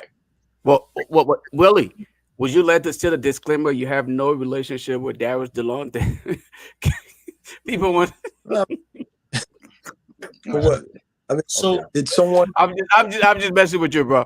Yeah. Okay, guys, let me progress. Can I say something quickly to Kev? Kev, this Progress government with is it. our government. The last government was our government. Every government that come in power is the government of Liberia. So don't separate. I just hope you would just say our government. I got Just a, we are government Well, was well, I'm a opposition. It's the Liberian people government. Yes, I agree with you, but I will always talk about my government. Um, success. You mean my government? Hmm? So the last government was my government too. This Hey, government is my government as well. of course, I agree with you. It's Liberian people government. I agree with you. Okay. Hopefully, before the show ends, we'll get. Hopefully, the guys will have time to weigh in on this controversy right now about this $40 billion left in the consolidated account. But quickly, let us jump to this thing. People been pushing us. Librarians are asking about this thing. In President Boyka's State of the Nation address, this was one of the areas he spoke about. Let us discuss it quickly. He said, and I quote, "We intend to change this state of the economy by thinking outside the box. A paradigm shift away from reliance on primary commodity export to focus on value addition, with the private sector as an engine to drive the economy. Under my administration, the empowerment of Liberian entrepreneurship through more support will help bring back the Made in Liberia quest for inclusive and sustainable growth and jobs." Now, here's the point. In our quest to expand the economy, we will leverage information communication technology, ICT, in creating jobs, especially for our youth. To achieve this, my administration will train up to 10,000 young people in various digital skills in the first half of 2024. The Liberian middle class goal must be a reality in the next 6 years. Now, the President LTA, they have already on this direction. They have brought about this initiative already, and I think it's just in line with President Boyka's vision for it. But people are asking, how will we get to this point? How will we achieve this? So, I want to give you guys the opportunity to at least weigh in on this. But we'll start with Ben Sanvee as we get into this on this technology era. Ben, let's get the ball rolling. I feel like I'm in the top in the sense I can't leave. No, Ben, please, Ben, 2 minutes. Nah, just cut it down, Ben. Yeah, I'm gonna cut it down. But let me say this. First of all, and I'll pivot soon. I just want to say one of the things I was excited about in the President's State of the Nation address was him highlighting the issue of ICT, because I think it's hard time and it's long overdue. So I give President Boyka a lot of credit for even putting that on his agenda. I think it's an ambitious goal to say that he's going to train 10,000 young people in ICT in 6 months. I think that's what the statement says in his statement. So I give him a lot of credit. But guess what? There's nothing wrong with being ambitious. You may fall short, but you will start the process.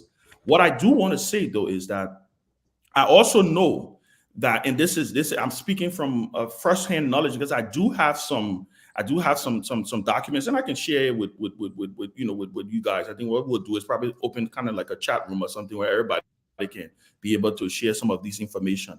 I do know that the current Liberia Telecommunications Authority has actually leapfrogged in this direction. They have an active plan. I think the plan was actually about to get funded. From what I understand, they've been working with different stakeholders and different partners, specifically on training people in relations to the issue of ICT, talking about the issue of digitization of our government, talking about the National Identification Registry, all of these things that we're talking about, right? When you look at the issue of elections credibility, when you look at the issue of the identification, how, almost like a social security scheme, right? Where you have a social security a number. Now, there may be some challenges, but I think there's a lot of positive that can come out of this. And with presidential blessing, I think this is a great news for the country. That part, I gave the president a lot of kudos on. I think he was very forceful. Again, like I say, I think his his ambition of training these young people. I know people are talking about, oh, what jobs will they do after, right? The good news is once these young men and women are trained, you're not taking the knowledge from the head, right? It gives you an opportunity because guess what, guys? There are companies and multilateral concessions that come into our country that have to bring people from Ghana and Sierra Leone to do certain jobs because our young people are not trained in these directions. Listen, my 10-year-old daughter, my 8-year-old daughter, I don't want to talk about my 18-year-old son. By the way, yes, I do have an 18-year-old son, so you don't think I'm not too old, but I started a long time ago. Let me say this. My 10-year-old daughter have the capacity. My 8-year-old daughter is doing coding. She's doing coding. The only difference between my daughter and that child in Liberia is opportunity. It's access to opportunity. That's the only difference. And so when you look at what the LTA has been doing, right? I was reading this document, fully extensive, and I commend the commissioners there, right? Headed by Edwina Zakba. I think that's her last name, Zakba, right? Very smart woman, somebody who is a professional. What I think the president needs to do, and hopefully maybe this didn't reach to him in his briefing. I hope it did. But I would say he's not starting from ground zero on this issue. What I think he needs to do is to build on what they've started to do. Like I said, reaching out, figuring out a way. How can it be funded? Working with the Ministry of Youth and Sports, working with the setting up. Look, I'm a huge fan of task force. I'm not talking about just task force where you set up and they don't do anything, right? Setting up a task force, giving them an immediate direction to say, hey, give me a result on this issue. And guess what? I know for sure. Let us hammer in on this, because when you look at their plan, when you look at what they have done, when you look at the issue of the capacity, I think this is a starting point that the president can build on. And I want to congratulate the president for doing that. I think it is hard time. And we need more Liberian leaders to take on that responsibility to start to deal with this issue of ICT. Because guess what, Lofa? You are into technology. You know how technology makes your people's lives easier, right? In Liberia, there are a lot of things that we can harness with technology that we're still wasting our time doing things from a manual standpoint. So I want to say kudos to the LTA. I want to say kudos to the president of Liberia. Let them build on what they already have started to do, and then we can be able to see us leapfrogging into the future by harnessing all of the things that he's talking about. Tourism, all of those things are all tied into technology. The good news is we already have a plan. And from that plan that I have seen, and I don't mind sharing it with the rest of the folks. I think, Tomalin, I sent it to you earlier because when I've something I've been very particular about. I think we can share with the rest of the guys, and let's put the conversation on the table, and let's see how the president can move this thing forward with the requisite support that our government can give, so that these things can start to move in the direction. Liberia has a bright future. We just need to be deliberate and intentional and muster the political will to be able to do these things. Yes, I want also to add, to congratulate the LTA. I see on 2 minutes, right, Lofa? You passed. The LTA head, Winner Crumbs. I think she and her team, they are doing a great job, and they are introducing this thing. And apparently, the mayor spoke to the president, but they're all on the same vision. They're all heading the same way. And the good thing about it is that the present LTA officials, they are all there for another 2 years. So they'll have 2 more years on the tenure. So that's a good thing. So I think they'll be able to carry on this endeavor. But let's start with the panel. Everybody can wait in 2 minutes on this. We'll go to Duke, then we'll go to Jones, and the rest of the people will go. Let's go, Duke. Share your thoughts on this. By the way, the first thing I want to say, I know this will raise some eyebrows.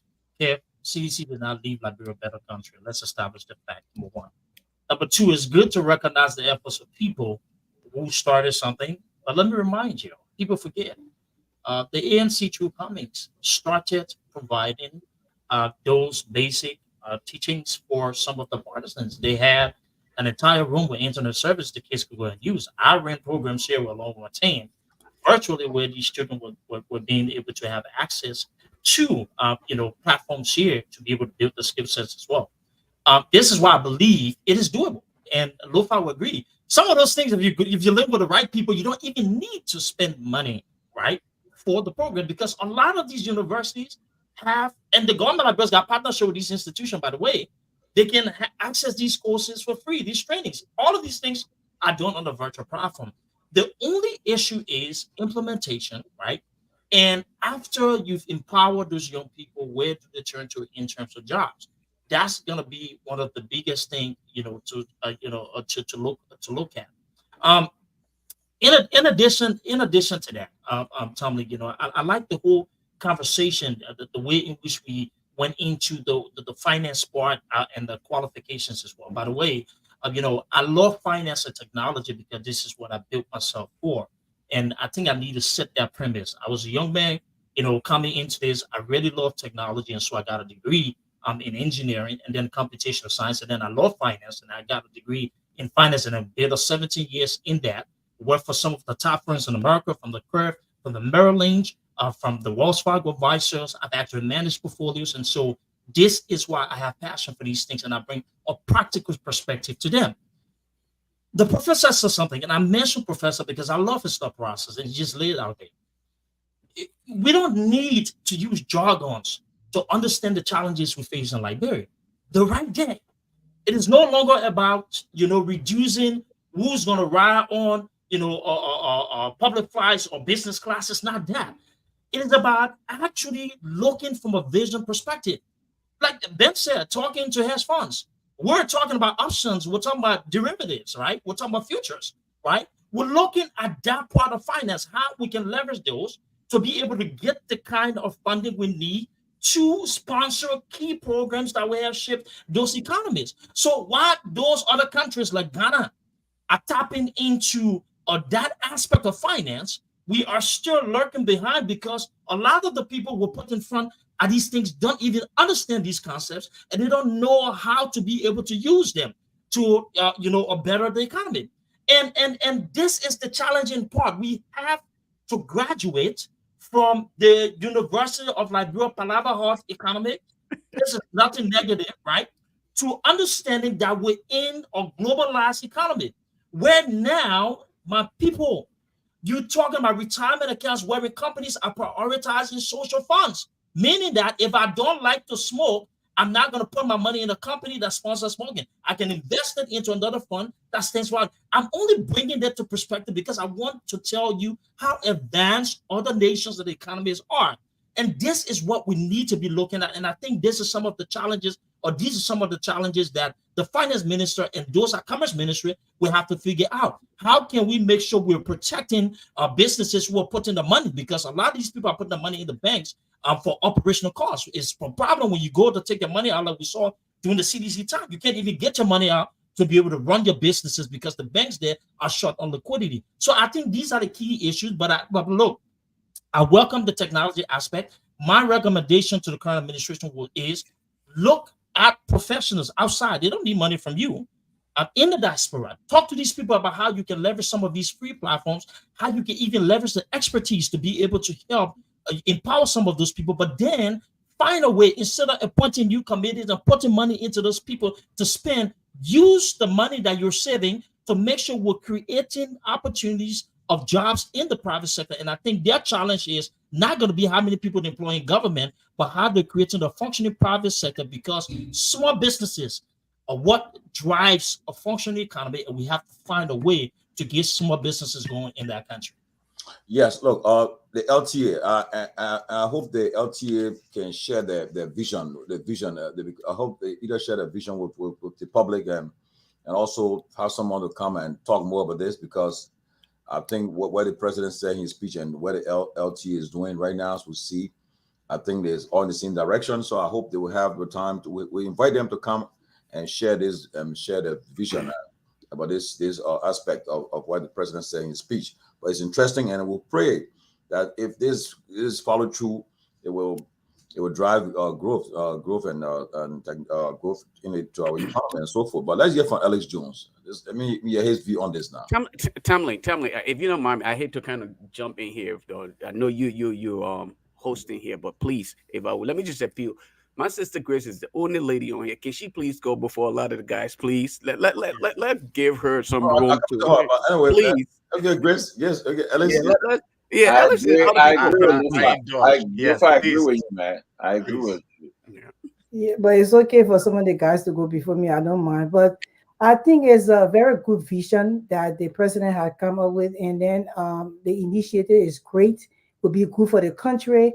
My thing is that whether it's going to work the way it's supposed to work with the kind of system that we have, and if they have the right people trained and they make sure it's implemented, it's going to be easier for us to be able to do a lot of good things in Liberia using the system, especially when it comes to this. And it will stop the bribing. All the bribes are going on because when the system is working like that and everything is out here, it's hard for you to be taking money on a cover, and asking people for money that they're not supposed to pay. So we hope that would be able to be the best thing that Joseph Waka government would do. It will help to transform the nation. That's the transformation we are looking for. And also, after it's established, they should use the right people that are trained to actually be able to implement this because the who know you hiring process is killing the country. So people are trained, yeah, but when they already the government train these people when they come back to the country to work, they can't work because the other people, family members are in the position and they don't really know what they're doing. So that is going to be one of the things that will stop with everything they do, even if they bring it into the country and they start to implement it in the system and make it happen. If they don't have the right people to implement in the system and actually teach the public, it's going to be hard for the country to even prosper with that kind of technology. And I just wanted to share quickly that there was this guy who reached out to me in the campaign and he was telling me, that he was sent to I think one country abroad to train for certain position in Liberia. And he went to school for almost 4 years. They paid his school fee and everything was paid. He would give it to them. They did everything for him that they needed to do. When he came back to Liberia to work, they couldn't put him in the position because they had somebody there. The person did not know what they were doing, but they wanted him to help the person and then just sit on the side. And it was not right. So all these ideas are very beautiful ideas. We hope that they bring it to Liberia will be one of the things that will transform the nation. But when they carry these people out for trainings and stuff, they need to use these people when they come back to Liberia to be able to implement these things in the system and also teach the public how to use it. That's my input. Great. Alex, let's hear from you. Yeah, as far as the ITC program, I think um as Ben was alluding. Ben, you're a very good politician. I really like you. That's style I, of me. I That's do. style of me. If you vote for anything, yeah, I'll give you a second chance, but don't disappoint me. I really do like you. So let me say this, right? It's nonsense. Okay? It's nonsense. Let me tell you why it's nonsense. You have students that are going to computer school in Liberia that have graduated over the last 5 years. You have a university that have put out thousands of students that are looking for jobs. You have people like Lofa Julius, who is an expert in IT. What the heck are you going to say? You're going to go train more new people and leave the people who already graduated, don't have jobs, wouldn't look up. It doesn't make any sense. It's just stupidity. You need to put the people you already have with experience to fix the problem. That's not an economic plan. That's an educational plan. Support people to go to school, send them on scholarship. But economic plan is not going to go train people. That's why some of the reasons I'm saying maybe Burma Kamara didn't participate in a speech preparation because he should know better. I will listen to Duke. Okay, Duke is talking about things like derivative. For most Liberians, maybe that's a foreign language. I will just okay, and I'll break that down for you guys.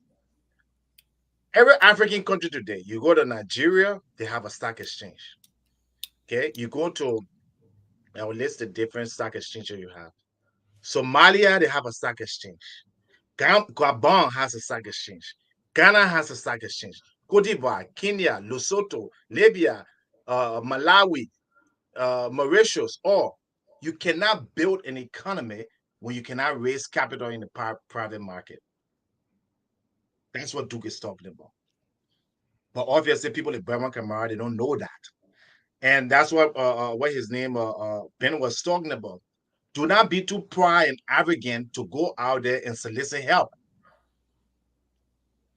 As a public official, as someone who wants to exceed, everybody on this platform, okay, should be reach out to see how they can help. Because these are your best and your brightest. Liberia has a 48% illiteracy rate.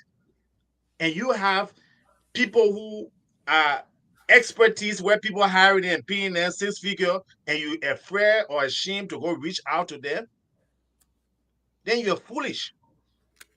So as a minister or as a government, if this is going to President Boakai, reach out to your people who are already trained, people like Larry Kennedy, okay, and see how they can help you. You can leave me out because I call her name useless, so don't call me.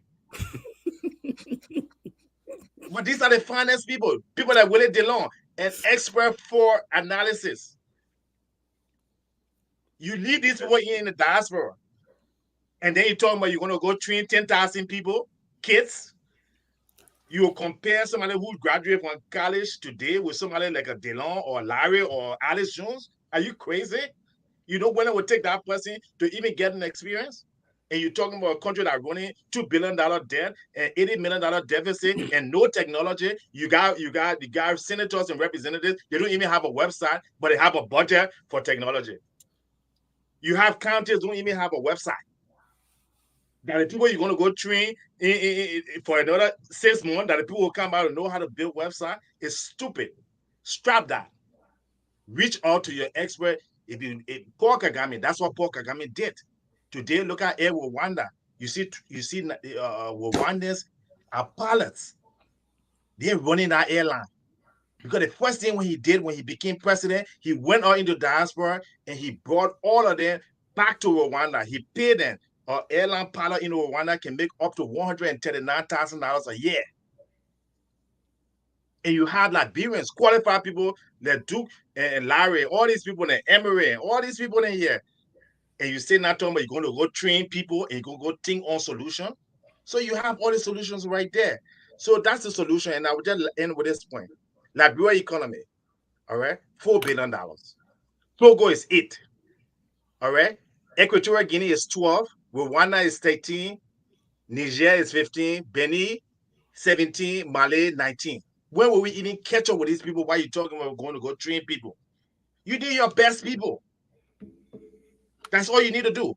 Get these people, pay them very well, bring them that money you're paying fully senators and representatives that can contribute to the economy and traveling to go to World Bank. You think when you go to the World Bank, who the World Bank calls? When you come to America and say you want expertise, they call the same Alice Jones to go consult. They call the same Lofa Julius. They call the same Larry Kennedy. So why can't you utilize your own people? Do they have to be part of your political party? Do they have to be part of your government? You need to set up a stock exchange in Liberia, at least a commodities exchange, so that farmers can get the capital they need to have a commercial farm.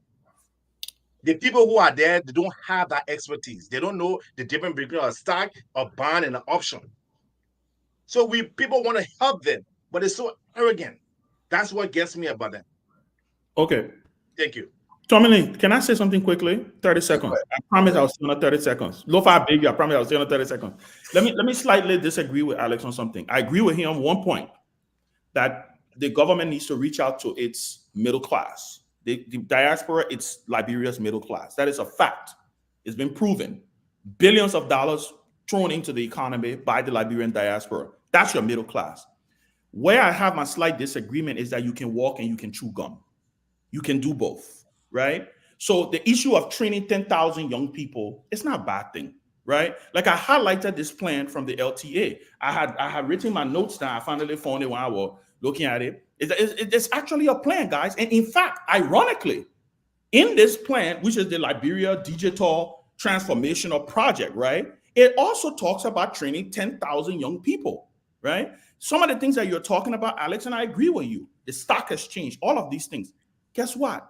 You're going to need these young people to be able to do these things, to be able to work in these places. Lofa not leaving his job in Raleigh to go to Liberia to go work with the Liberian Stock Exchange, right? There is a strategic plan in place, so you can walk and chew gum.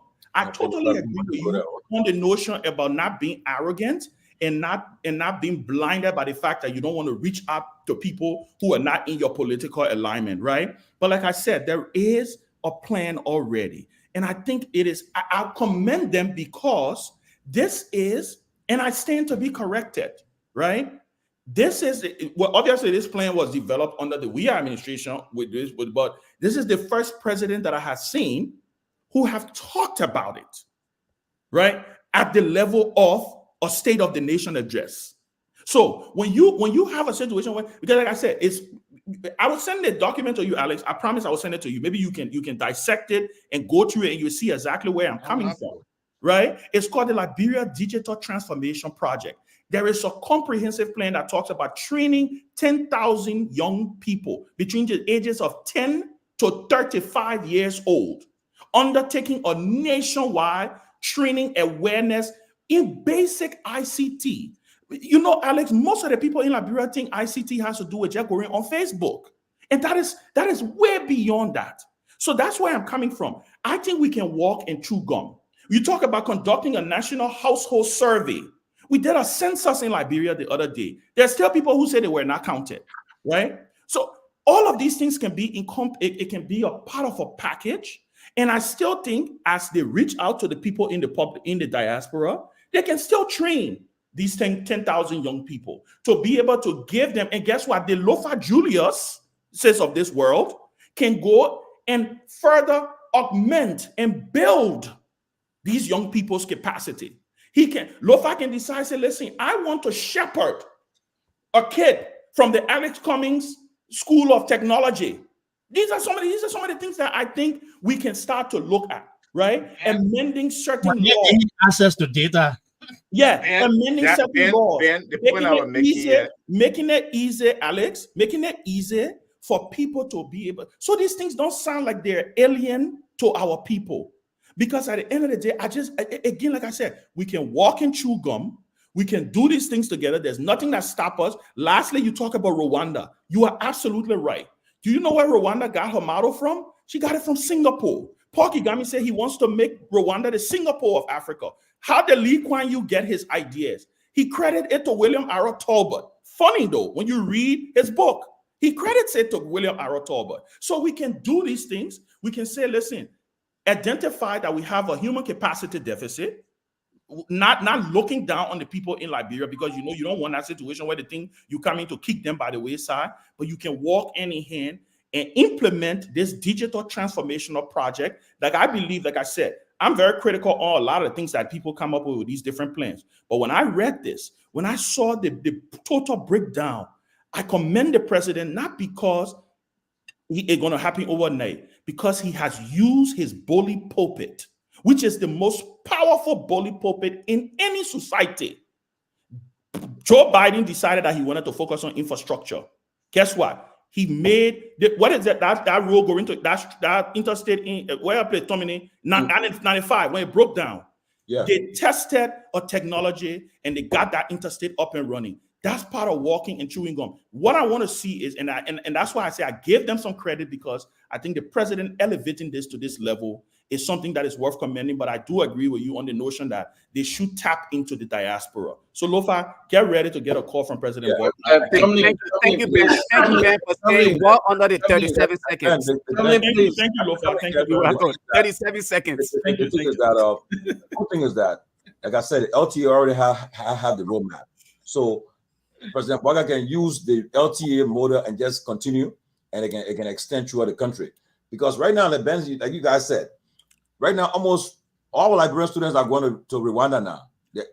For studies now, they're going to Rwanda. True. Instead of the students migrating, leaving the country, if the president is serious about it, he put the money into it and empower the LTA. And I think they can carry on, and then they can invite the experts. Like it can be a PPP. It can be a public-private partnership. The legal Rwanda, they didn't stay for the free WASEC fee.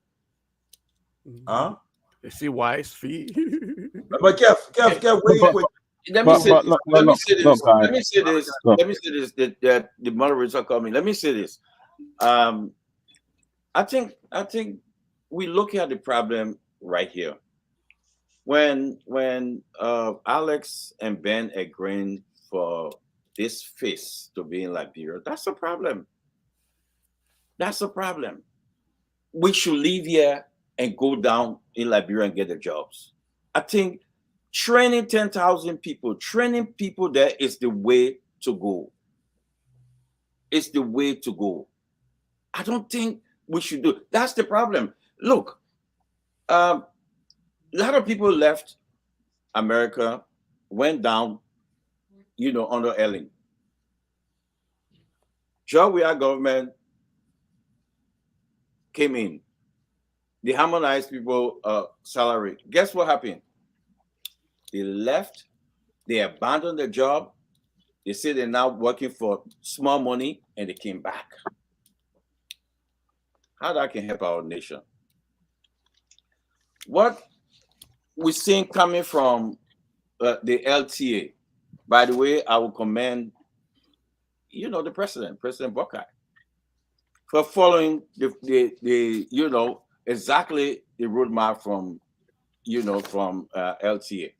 What coming out of LTA is good for our nation, very good. So we can't come here and say I want to see the Lofa Julius. If I see the Lofa Julius there, I'll be devastated. I don't want to see the Lofa Julius there. What I want to see the Lofa Julius that based in Lofa. I don't want to see a Lofa Julius that based in North Carolina. No. I don't want to see the Duke or Alex. Guys can go there. You can go and help and train, and on pro bono base. You can do that. That's your nation. But we got to invest in the human capacity in Liberia, not here. Not here. But you're talking about Paul Kagame. Paul Kagame is helping the Rwandans in Rwanda, not overseas. So we will commend what coming, because by the way, this thing been in the making at LTA for long. I will commend especially the head Edwina. I will commend them, and also, hey, what good thing come in Liberia should be for it. So by Joe Buckeye putting it in his speech, it's a good thing. It's a good thing. Anything that can make the lives of the Liberian people improve, they got to get ready. We cannot be carrying the Lofa Julius. How our people there will be ready? No. Listen. When you get to Liberia, let me comment, man. Let me comment. When you get to when you get to Liberia, you see our young people. By the way, some of us were there a month and a half. You see the people, they need their jobs. But you cannot scrap it and get the Lofa Julius there. You're not building the human capacity. That's not what I'm saying. Let me comment. Let me comment. We need the Lofa Julius and Duke them there. The reason why is that we have to include Liberians in the diaspora in things that we do in Liberia. And the reason why we need Duke and Lofa Julius there, because they are already experts in these things. They can go and carry on trainings. Where these people are training.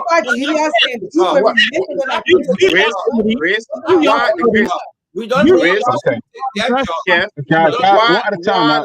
One at a time. Not to take their job. Okay, but let me say here. Politics now, because guys, let's do one at a time. Yeah, let me comment. I haven't talked anything. Alex, hold on 1 second. Alex, that Dr. Peabody go. Let me say something here. I think I applaud the LTA for coming up with that framework that they have. That's an excellent framework, and I hope the government can tap into that. But one of the things that Rwanda did, they had an agreement with Carnegie Mellon University, where they send folks here to train and go back. I think it should be both ways. LTA implement that program in Liberia, but they can also invite experts like Lofa Julius, Professor Kennedy, Alex Jones, and others. They can go back and really be able to help in that area since they are already expert. If you say only Liberians in Liberia, I don't think it's going to work. I think we need somebody who's the expert. Ghana, other countries have done it where the Ghanaians have gone back home and they have helped in area where they built technical university. I am not There's a disputing guy that. from let me finish my I am statement. There's not a guy disputing from that. But there's a guy from who used to work for, I believe, IBM or so, and he went back home and built a technical university. I think it's both ways that would help, and I think LTA should tap into some of the talent. But I think they have a very good framework, and I think the president should have worked with them, contact them, and see what plan you have, rather than coming on and say we're going to train 10,000 people. But I think LTA already had it laid out. Go by the plan they have. I think excellent plan. And you know, can I step in real quick, please? This is important. Yeah. When we had the situation with COVID and New York City was hit hard, guess where New York City brought nurses from? Other states to help them. It was not about bringing people in to take away from the nurses, right? Because they found out that they didn't have the volume, they didn't have the level of expertise to help them during this major crisis.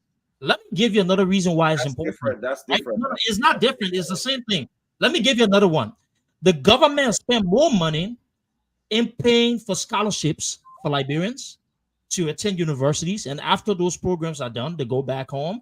Guess what's happening? Are we using those expertise? Why do you think that we continue to struggle in the sector? Because they don't have real life experience. And when you put them on the job, you see you have people who don't know what they're doing. They have not had the level of experience. And so those situations become complex. And then you give them 1 or 2 years to go through it. No, yeah. There's somebody watching this show, one of Liberia's best, very intelligent, a multimillionaire, by the way. I just texted him. And let me tell you what he wants this platform to know, that it makes sense to bring Liberian experts back to help build capacity. This is what we've not done, right? Forget about me. I'm not going to Liberia to work. I don't want to go to Liberia to work. I've got a personal goal that I'm focused on, and I need to get that accomplished. But if there's opportunity to volunteer, maybe perhaps. But I'm saying though, That's what the reason why do. you're referencing Ghana, the reason why you're referencing Ghana and Nigeria, you know why? Let me give you, for instance, in the Financial Investment Center, you go to the JP Morgan Chase, the Morgan Stanley. You know what these Ghanaian guys were doing? They would go to this institution to acquire these skills, to get the destination, to work 1, 2, 3 years and stuff. Guess where they're going? I'm going back to Ghana. They were tapping into this expertise. Even the nurses. Go to the Nigerian hospital now. You have a lot of nurses and stuff from here there. Go to the islands. You've got some of these nurses that are from the island with the thing to do the contract to go back there and work. You need desperate expertise. And I'm telling you, let's give the healthcare, for example. If we can find a way to attract those experienced nurses and doctors from the diaspora, trust me, you can reform the healthcare sector. And guess what? You're opening more opportunities, because Liberia now becomes the go-to destination for other African countries or residents who want to seek better treatment. So this time, we don't have the level of capacity in the country. This is why you need your people with the expertise to help, instead of paying expats, right, from other countries. Other firms do that here.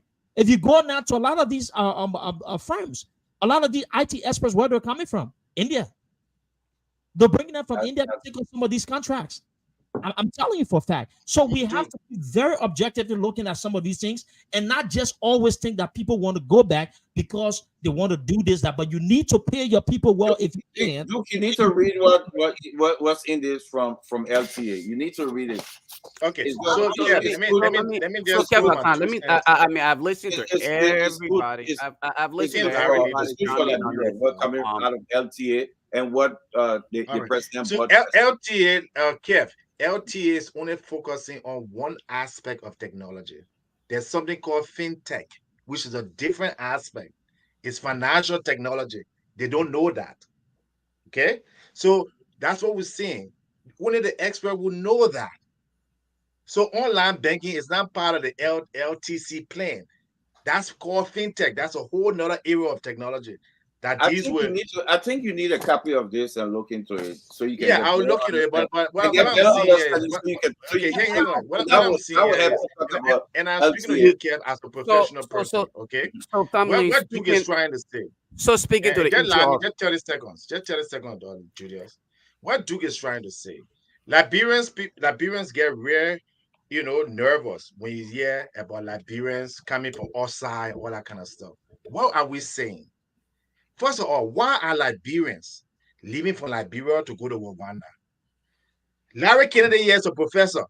He can teach a course from right in his living room, the same thing that they're going to Rwanda to go learn.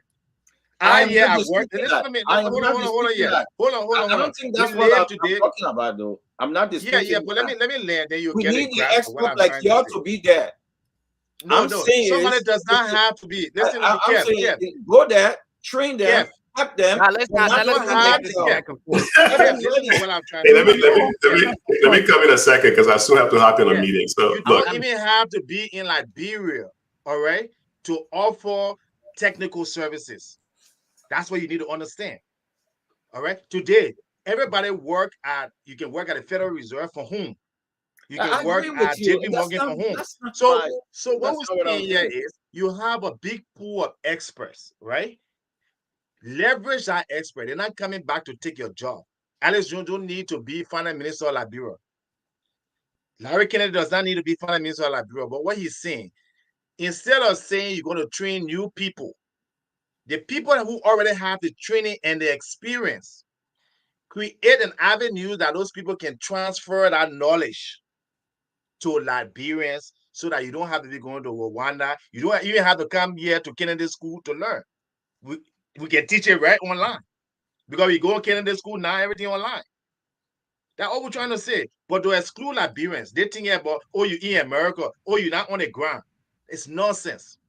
When you need help, you get help from wherever you need it. That's not my point.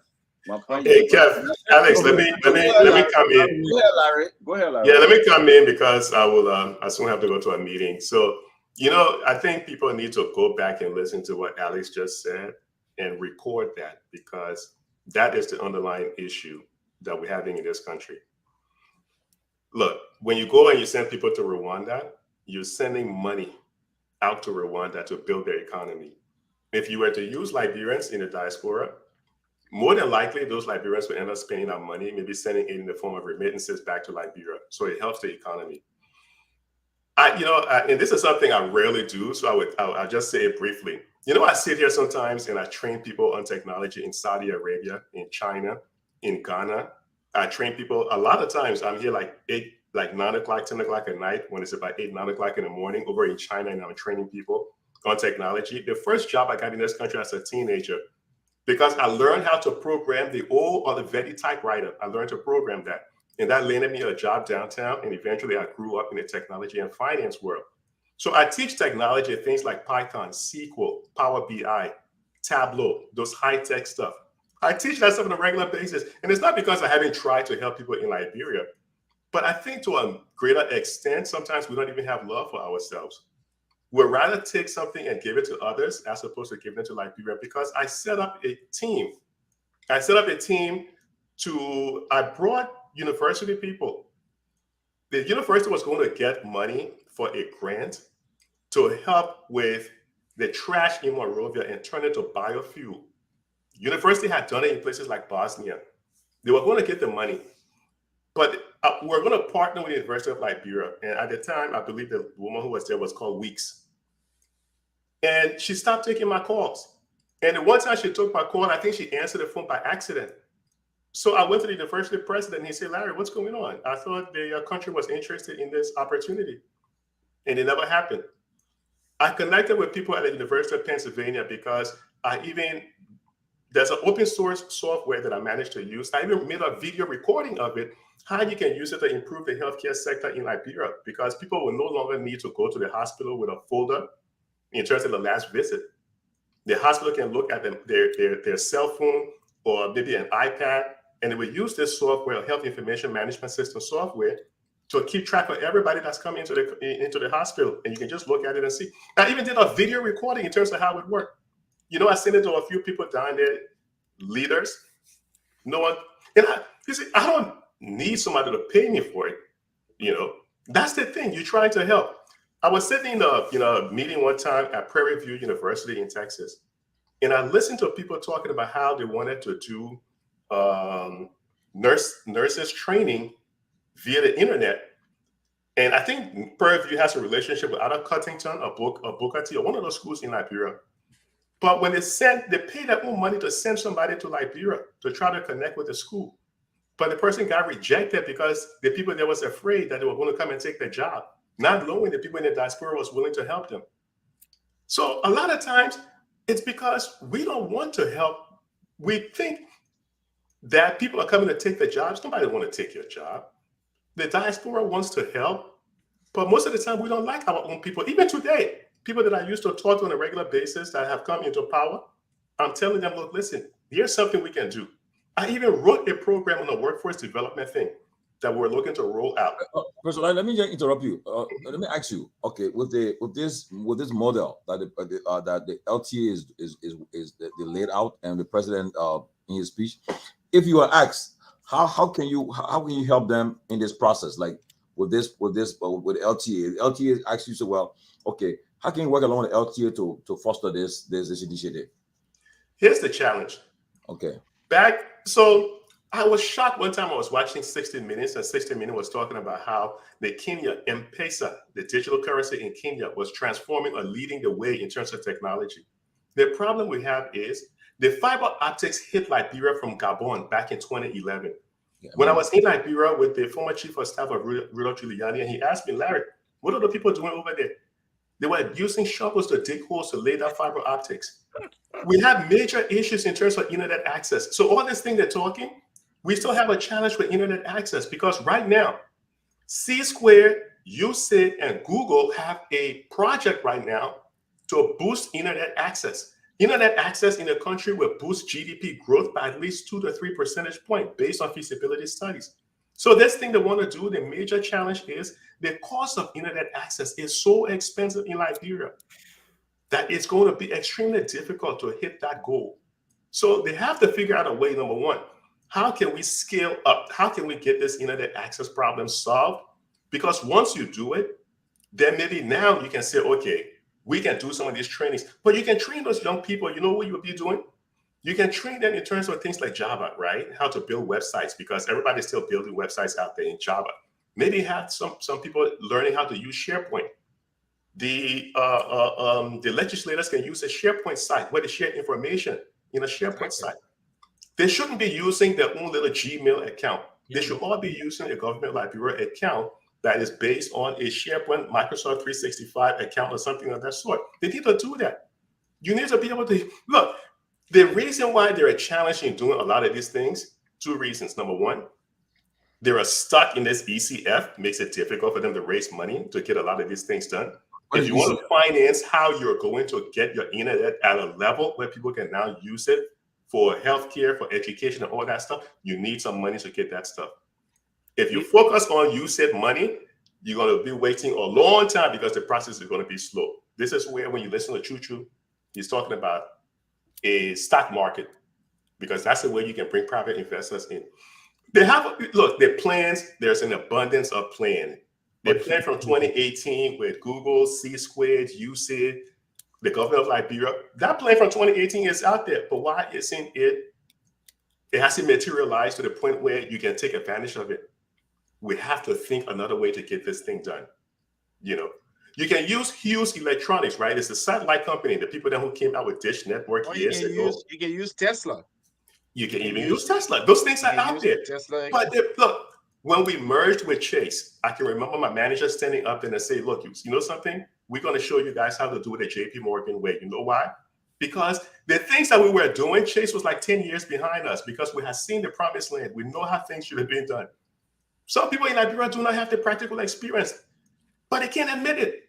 You haven't seen these things. I don't know Liberian politics, but one thing I know, I know how technology and finance work. Fintech that Chuchu talked about. I know how that stuff works. You know why? I've been doing it for 40 years. Practical experience, not reading it in a book. Back to Mr. Kennedy, do you have a class online? There's a professor. No, but I just want to know whether he has a private class online that people like us can join because we want to learn. Yeah, And just it's make private. sure that I'm spoon class. That's all. I know, right? Get a fake degree. No, it's all legit. Exactly.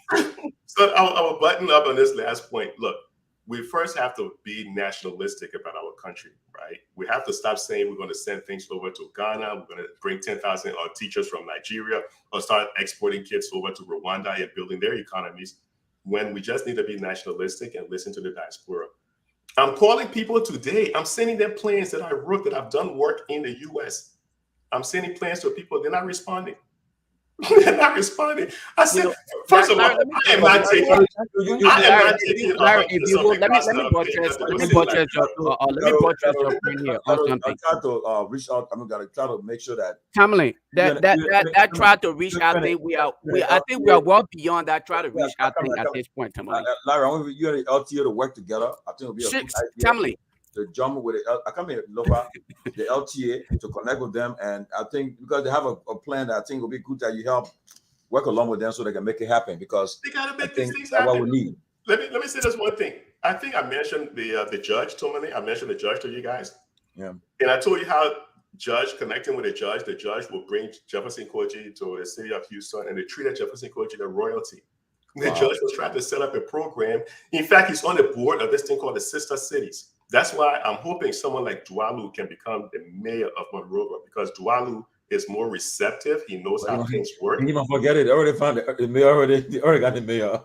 You see, I missed that part. But I told him that position was too complicated. Who's the thing right now? Let me forget about that. Let me say this thing real fast. Hey, Rob, you saying, man, get it for a man. Yeah. So I had meetings with the judge in Texas. The judge brought in some of the historically Black colleges on board. He brought Community College of Houston on board. The judge is so interested in doing work in Liberia. Listen to this. The judge went back to school to learn how to install solar panels because he wants to come back to Liberia and help with it, the solar panels installation. We put up a team where my school over here and the universities over there were going to come together to set up a program for solar panels installation in Liberia. You know, we reached out to certain people. We started building that program, but it died down because the politics. It's crazy. So I would say this again. I am not taking $100,000 or something pay cut to go sit down in Liberia and waste my time with people who do not have love for Liberia. My time has tremendous value. You say that again, $100,000 and something, huh? Not $3,000, though. Not $5,000. It's not going to happen. Larry, but you can help from here, right? You can do that. Right? You can do it from anywhere, but the people look.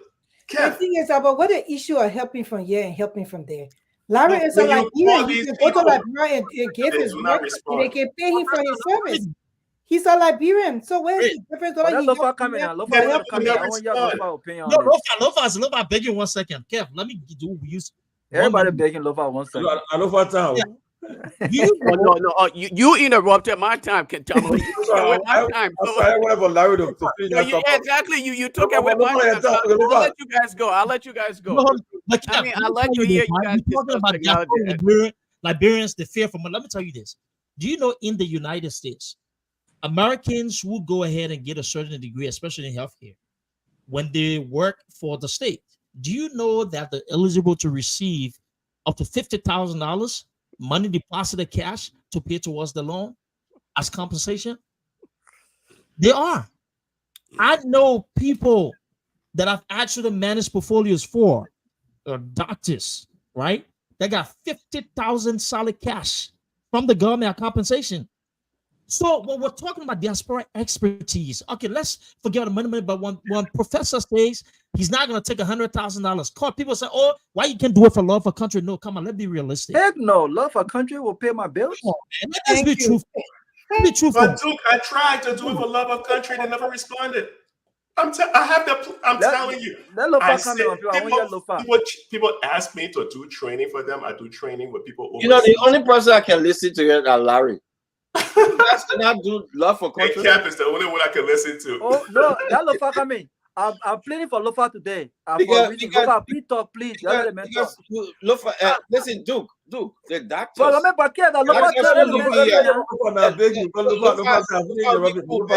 Lofa will be fine. Lofa will be just fine. The doctors are leaving here to Liberia on pro bono base. They're there. I just have to Your retirees are the bill probably $1 million in investment. They probably have $1.7 billion in 401k, right? They probably have $250,000 in IRA, probably have another $300,000 in Roth. They're set. You can't. And also retired. And let Larry talk. So Larry talk. Larry, you want pay. Okay, Lofa, please speak. Lofa, yeah, guys, just please let it man speak. Yeah, Lofa, finally. So I can say something. So guess what? I'm hosting to Friday. Tomalin, I'll keep you forever use of word. And you will now announce to us that the VP is in the back watching. And Lofa, let me talk plenty. I'm pleading for you today. No, but you know, everything you guys are saying here, and the reason why I'm so quiet is because I'm in agreement with almost everything you guys are saying. Okay, with the exception that I hear people continuously try to use the word expert, especially when it comes to information technology. You can't simply just cast a broad stone like that expert when it comes to technology. I support the idea of training Liberian, especially the young people. And the reason why I support that is throughout my career, okay, I've always looked to keep myself abreast of any modern technology. Once I can put my hands on it, even with my techs who I work with, I always push to make sure that they acquire the needed knowledge of any technology. Larry spoke about something here that a lot of people are not paying attention to, and that is the open source software that he suggested. Look around you, go to a lot of the hospitals in the United States. One of the major provider of medical software is Epic. A lot of you who are into the medical fields, look it up. Look up Epic. Okay. The next in line is Clairvia. Clairvia, actually Cerner. Clairvia bought over Cerner. I provided senior engineering support for Clairvia before the bought them over. Again, I not to talk about myself here, but this idea that was suggested, this medical software, open source, if you're to implement this in Liberia, just think about how many lives you will save. Just think about how many lives you will save. Because Clairvia started in a dentist office when they came up. And when they brought us in, before we made up our mind, we were out in the local clinic. Cerner, as the second leading medical software provider, bought Clairvia. And today, Clairvia is a portion of Cerner software, competing with Epic, one of the biggest, okay, and the largest vendor of medical software. I will not sit here and say I disagree with the idea of providing training for Liberians, whether in Liberia or in the diaspora. Bring them, train them. But you know what? In technology, there's something called practicality. You must do it. Okay? It must be repetitive. The more you do it, the more you become familiar with it. Whether the environment that is being used as the infrastructure, you must do it. And unfortunately, for Liberia today, we don't have what it takes. So if you take all of those young people, bring them to the United States, train them, you take them back, you're literally just wasting that money. You're wasting that money because you don't have the opportunity. You're not going to give them the job they need. But if you were to take few people from here, and again, let me just say that disclaimer, I have no interest in any appointed government job. I recommend it to your Senator, Darius DeLone. I recommend it to Darius DeLone, and that's I can say it openly. The issue of SharePoint, Okay? It's not hearsay. It was done on a video call. I recommended to Darius DeLon the issue of making sure that his colleagues at the Senate will get away from this personal email thing and start using some government handle email. Okay, just to start. And I also recommended to Darius DeLon, why in the world are you not even pushing the idea of the Senate having an up-to-date, okay, a website with updated information on your attendance, your voting records, all of these things? You don't need rocket scientists. You know what? Darius DeLon and his colleagues ran away because they themselves don't want to be here accountable. Darius DeLon don't want you to know his voting records, so he would not support the idea of having such a thing implemented. Darius DeLon don't want you to be familiar with his ill practices in government, so he will run away from it. Okay? I've made recommendation. I didn't go in the back to recommend these things to Darius DeLon. I made it publicly, and there are so many people on here. That's the reason why you hear people say, "Oh, Lofa did," because I made these recommendations, but people will run away from it because they are afraid. They think that we are competing with them. They think that we are supposed to be their targets. No, no. You will walk and you will walk and chew gum at the same time, but you need somebody to help you in the process, and that is the honest reality. When I decided, when I worked for IBM. I worked as a senior system security analyst. I left IBM. I worked with CDW Burby, okay, one of the biggest IT providers right now. They do data center management and all of that. Hello, I don't want to go back home. I'd rather take my $2 from Walmart here and live with it. I'm not making the tens of hundreds of thousands of dollars. I would take my $2 from McDonald's and live comfortably. But guess what? We all can contribute to Liberia, but we can do it in a much more a better way than what they think we are trying to do. Take their jobs. That's why they are standing in the way of some of these things. Go on and reach out to Larry. Ask him, how can you guys buy into this idea of the open source software? Invest in it for healthcare, and I promise you, you will save a lot of lives, because by the time people get admitted at the hospital, their information is already in the system. You pulled it up, you look it up, you're not wasting time. You're not doing it. You can look, Epics in Madison, Wisconsin, where I went to school, and I'll close on this note. Go to Epics University. They are willing to train people, bring people, send people there to learn about these things.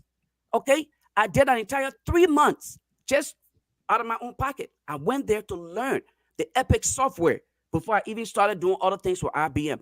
We are needed, but in a much more specific way. And what Larry spoke about today, I will personally reach out to Larry. I will personally reach out to him. I want to tap into that, because me too. That right there, that is the way to take Liberia forward, not to even think about the other extra things that are coming. I'm not even talking about networking. And when he spoke about the fiber optic, right now I do networking, but I'm not going to get into that. But that particular part, I am not a programmer, but I'll stop here. I have a question, Robert. I want to ask Julius. Let me just ask Julius quick. Julius, now this system they are talking about, the ICT system, is it going to help the government too with the intranet system because of the email or regularities and things within the government, that when people leaving, they leave with all the information with the emails and everything? That's my problem. Okay, we don't have any regulation on the book right now that I know of. Okay, again, with other agencies in the United States. Why would people be calling me? I'm gonna call. Oh my. All right, sorry about that. You must have some kind of standard put in place. An example I will give you here, and I'm not going to state a specific agency name, right? Agencies in the United States, government-related agencies, some of them they have data retention period. All right, you have 90 days to retain data, and that data must be kept. 90 days is there. After that, it gets archived, and then you back that data up. So if anybody's to come and ask you, when I work with the United States Treasury Office, that was part of my responsibility. Okay, as a senior support, I was responsible for the legal team.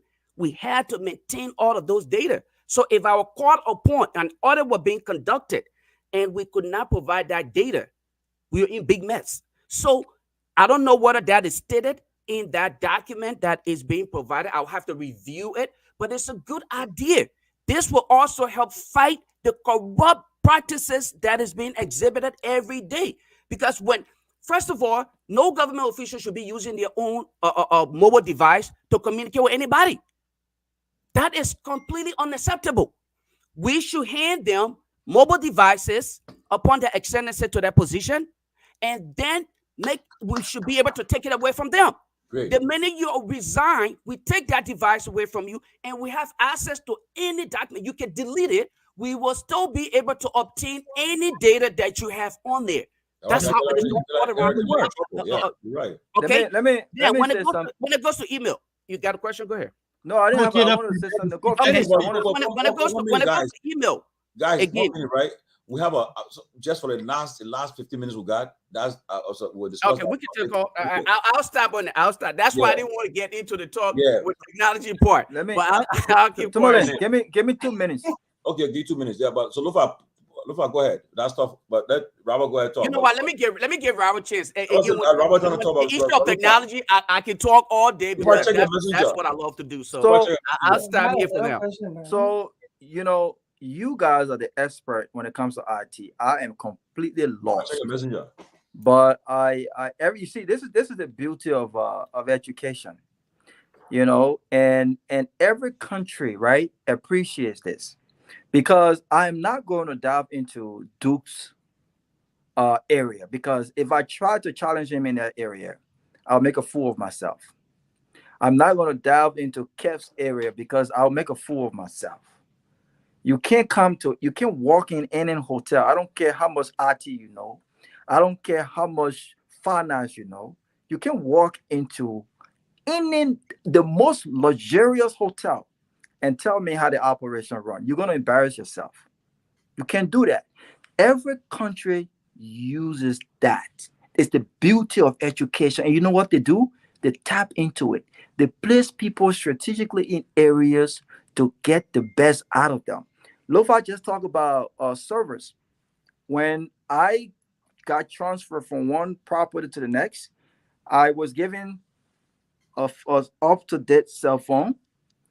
My personal cell phone and I have 2 personal cell phones plus my work cell phone. I do not conduct calls that is business related on my personal cell phones. I also was given my laptop. These are purposely for work-related operations. And there's a reason why. Let's say I was supposed to, and if my fiance is watching, I'm just giving an example. Okay? Let's say I get someone a Julius cell phone number here because I don't want to give my other cell phone number. And I think that I'm trying so to. You get you on the side for your fiance? I didn't say that, Kev.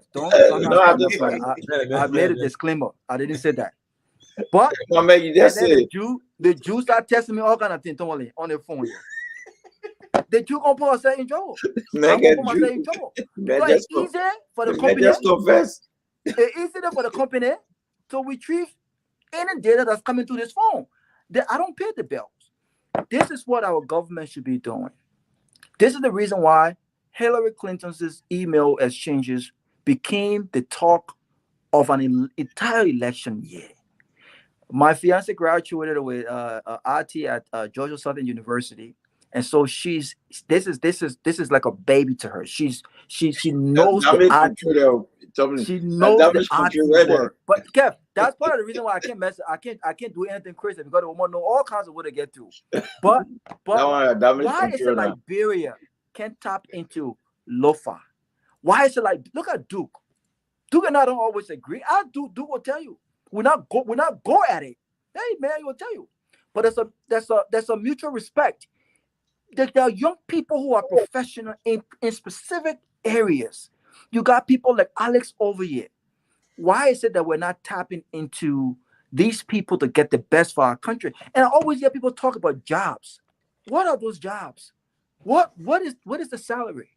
What are the benefits other than having plenty of people work behind you, having plenty of girlfriends, being known? What are the benefits? Do you even have health benefits? Do you have retirement benefits? How much are they paying you? How much are deputy ministers getting paid in Liberia? What, 3,500? So what are the jobs? I've got to be honest. I can't take 7,000. I can't even take $7,000 a month in Liberia right now. I can't make that kind of sacrifice at this stage in my career because I got family to take care of. I got things to do. I will close on this note. So when people talk about they are coming to take our jobs, you have to understand what are the quality of jobs that you're talking about. Now, the people who are leaving here to go back home, I think there are some great young men and women who truly wants to give back to that country. And I'm not going to generalize everyone as if everyone is running back just to take jobs or because they can't afford jobs here, right? I think Liberians should be recruited based on their level of expertise. But we should get away from the mindset that this is us versus them. That those in the diaspora, for some reason, are different sets of Liberians as opposed to those in Liberia. That we are against those folks. Look, we have families that we support. We got friends that we support on a monthly basis. Some people, we spend 4 or 5 times the pay that some of these ministers are making.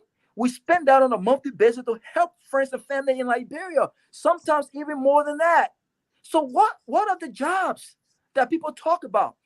Every time I go to Liberia, Tomalin, I have connected with small businesses, especially in the entertainment world, and I do pro bono sequence of service training, and eventually I'm going to open up my company to do quality customer service and consulting on tourism and hospitality, right?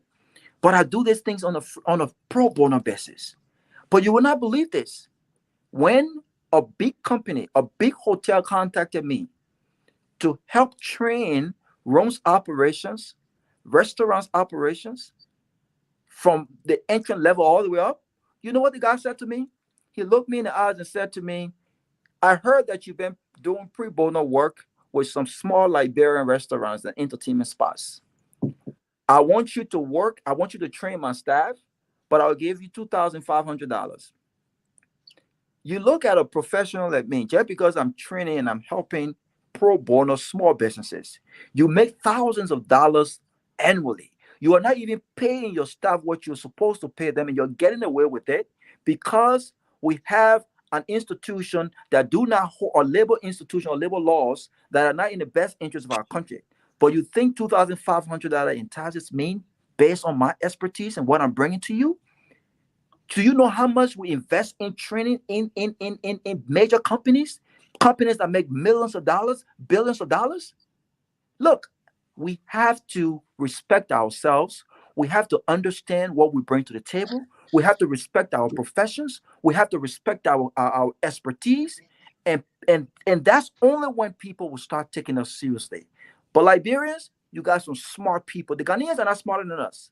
The Nigerians are not smarter than us. But they're tapping into their best minds. And this is the reason why they are moving the needle a little bit. We have got to do that. So, Mr. President, the 10,000 folks you're trying to train in IT or whatever technology, don't send them to Kenya. Don't send them abroad. They may not even come back. You know why they may not come back? Because they know that they come back. They're coming back to nothing.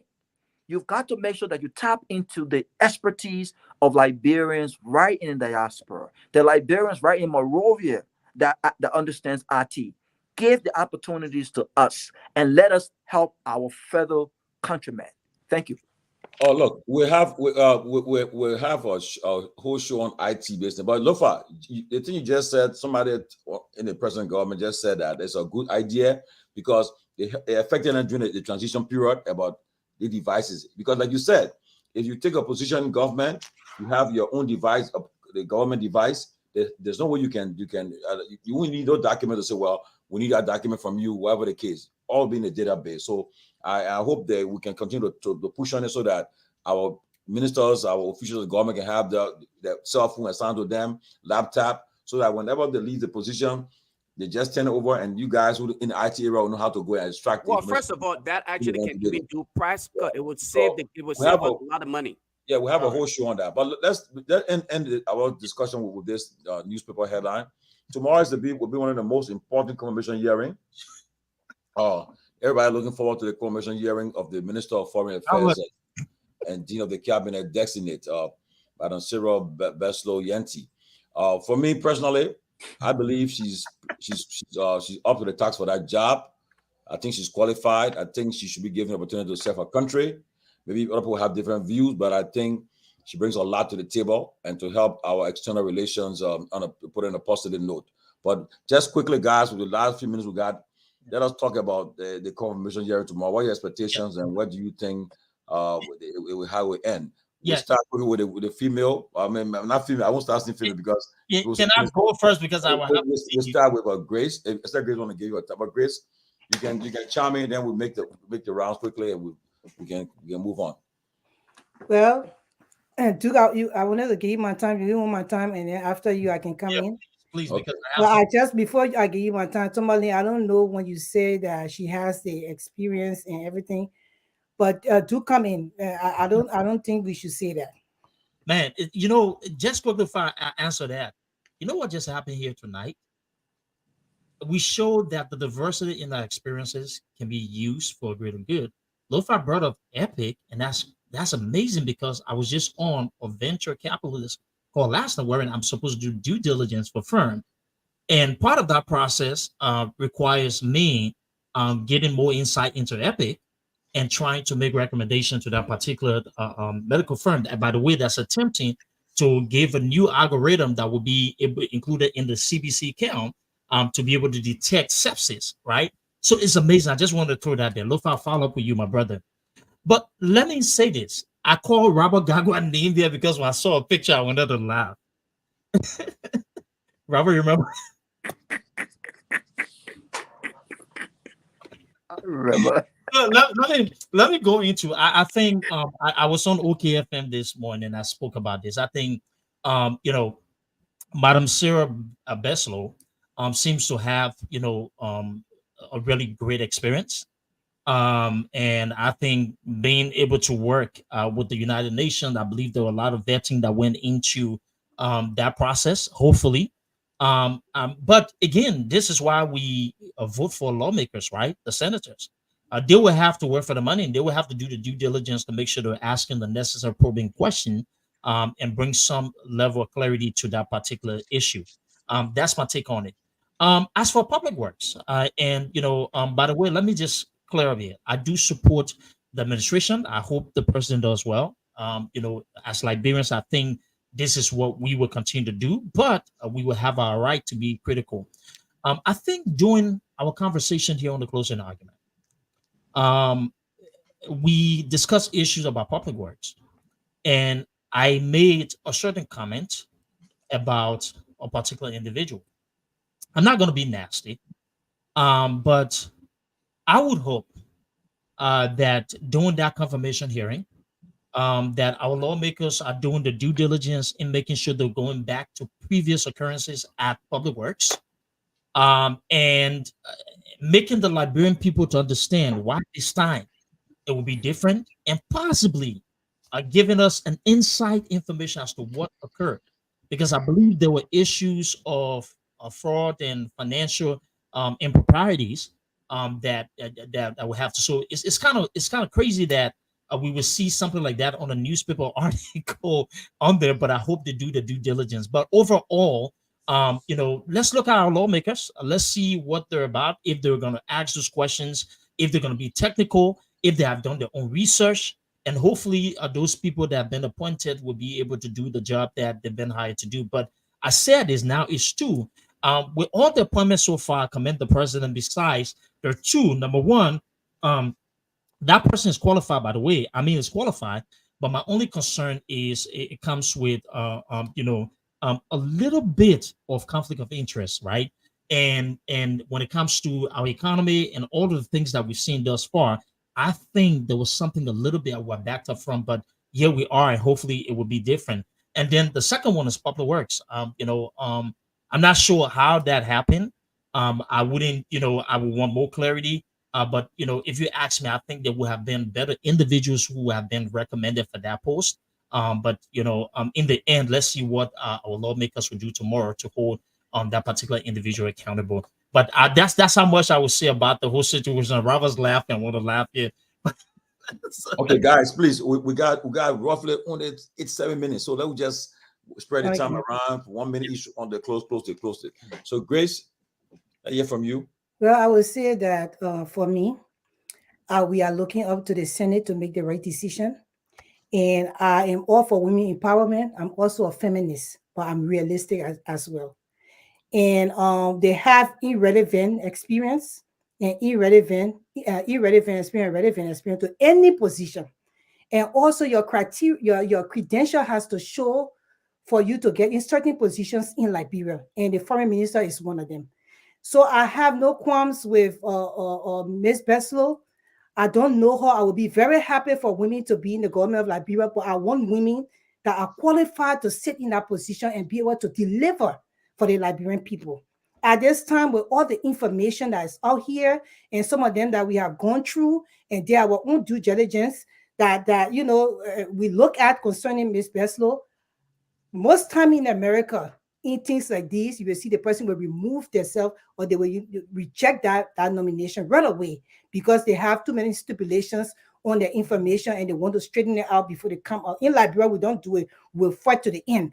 And because people will be in the Senate that love you, and sometimes maybe brown envelope will change hands, and then before you look, the person will be sitting down in that position. There are a lot of experienced, qualified individuals in Liberia that have the credentials from renowned institutions that did not change their name 500 times before did not change their name 500 times. So when you're even looking for the person's degree, you can't even find the name of the institution.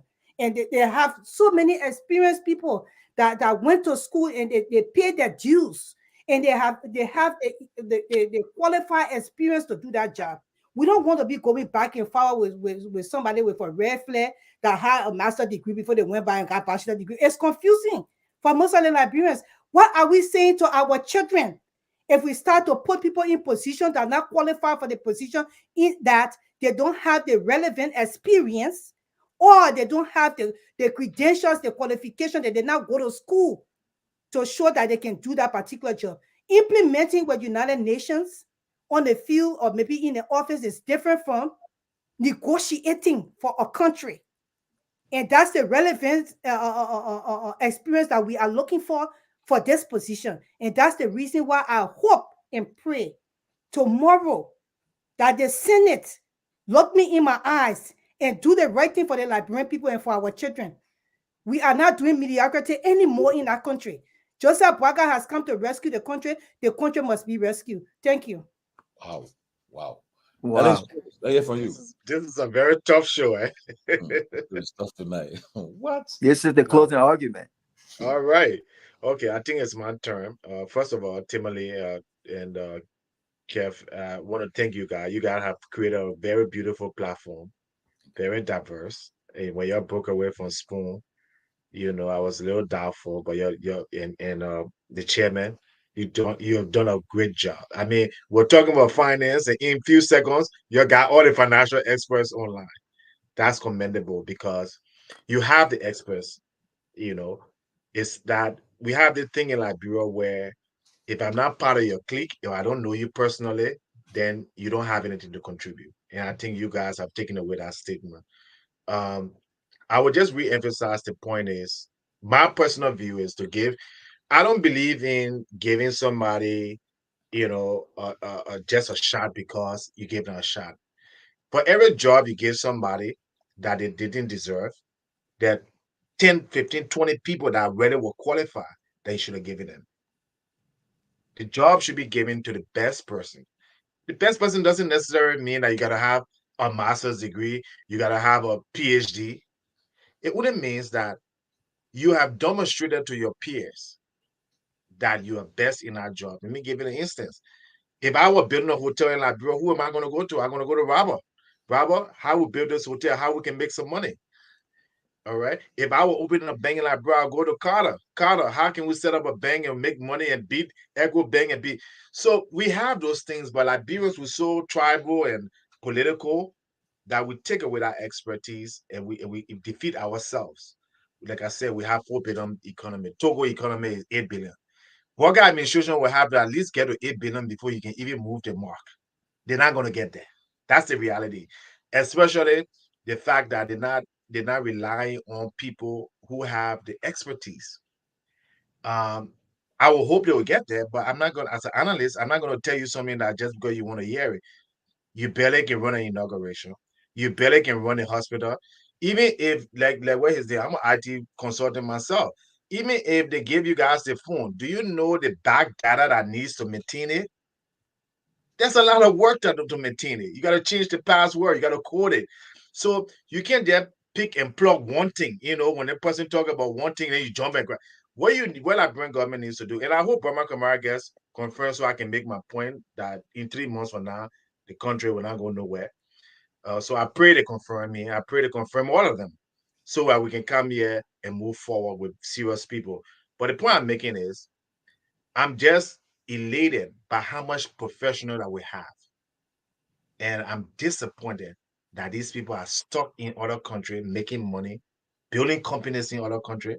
The SharePoint you talk about, I consult on SharePoint. People pay me to build SharePoint for them. And our Liberian government, Senate, they don't even know what the word SharePoint is. And it feels so comfortable. So let's utilize Gago, all these guys do. I hope we all will all be on the show, network as professionals. Okay. So that everybody can bring the expertise together. That's how I got to know Carter and Willie DeLong to the Business and Economic Forum. So that when I need something, I'm writing a paper or I have a job I don't know, I can call my Liberian guy. Instead of just politics where that divide us, that pit us against each other. That's my only message. Because once we can do that amongst ourselves, whether you're in Liberia, you're in China, or you're in America, it really doesn't matter. Then we can be able to go to Liberia or help Liberia in a more meaningful way, grow the GDP, lift people out of poverty. That's the bottom line. People are poor. We make money in America. We're not suffering. But how can we increase, live the lives of the ordinary people so they can get $50 job or $100 job so they can feed their families, young men and young women.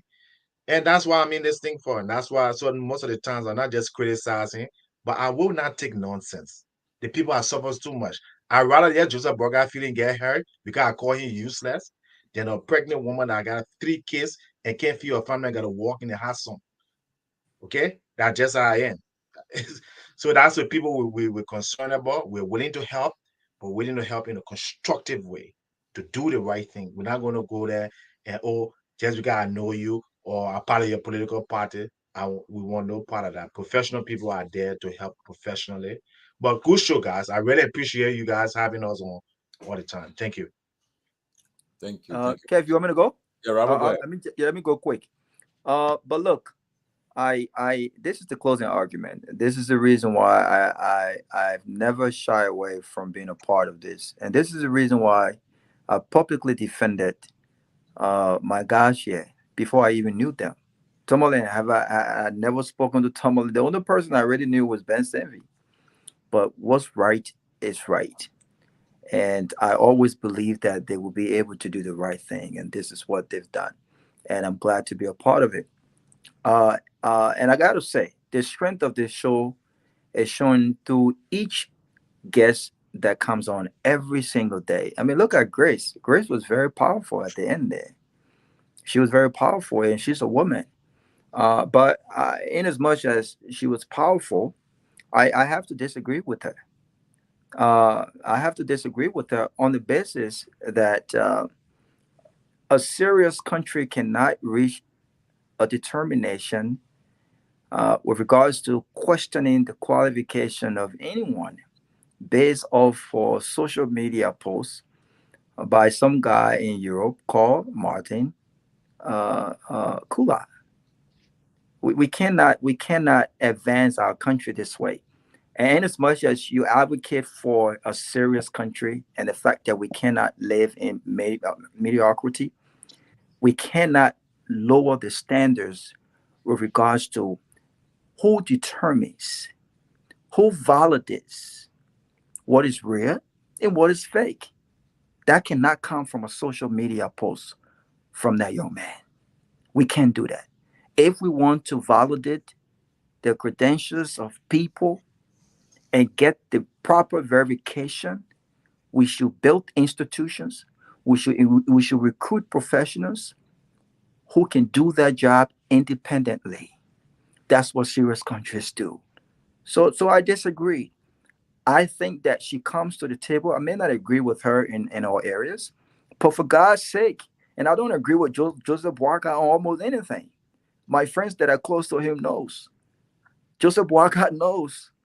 But we have to be objective here. She comes to the table with more practical and academic experience than some of the previous foreign minister. And I concur. We need someone who negotiates in the interest of our country. But we first need to understand the foreign policy of Joseph Walker and what some of those negotiations are.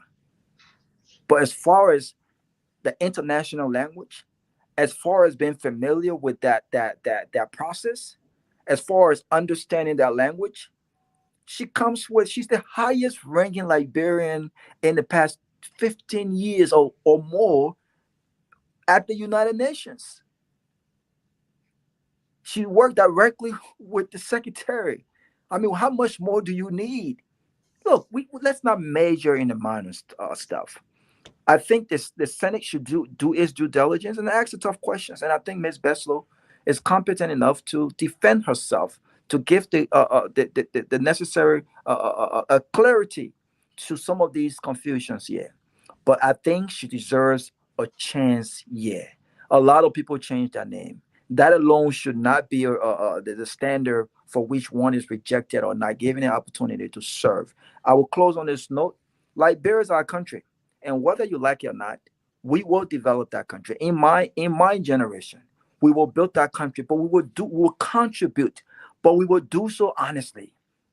And young men and women who wants to give back must be honest. You can't say I will take $4,000 only because you want to steal to make up for what you actually not making or what your lifestyle does not depend on. You can't do that. We must be honest. If you want to give back to our country, you must have already opened companies in Liberia. You must have already been training Liberians. You must already hire Liberians. And if you have other sources of income, fine. I would do that at some point.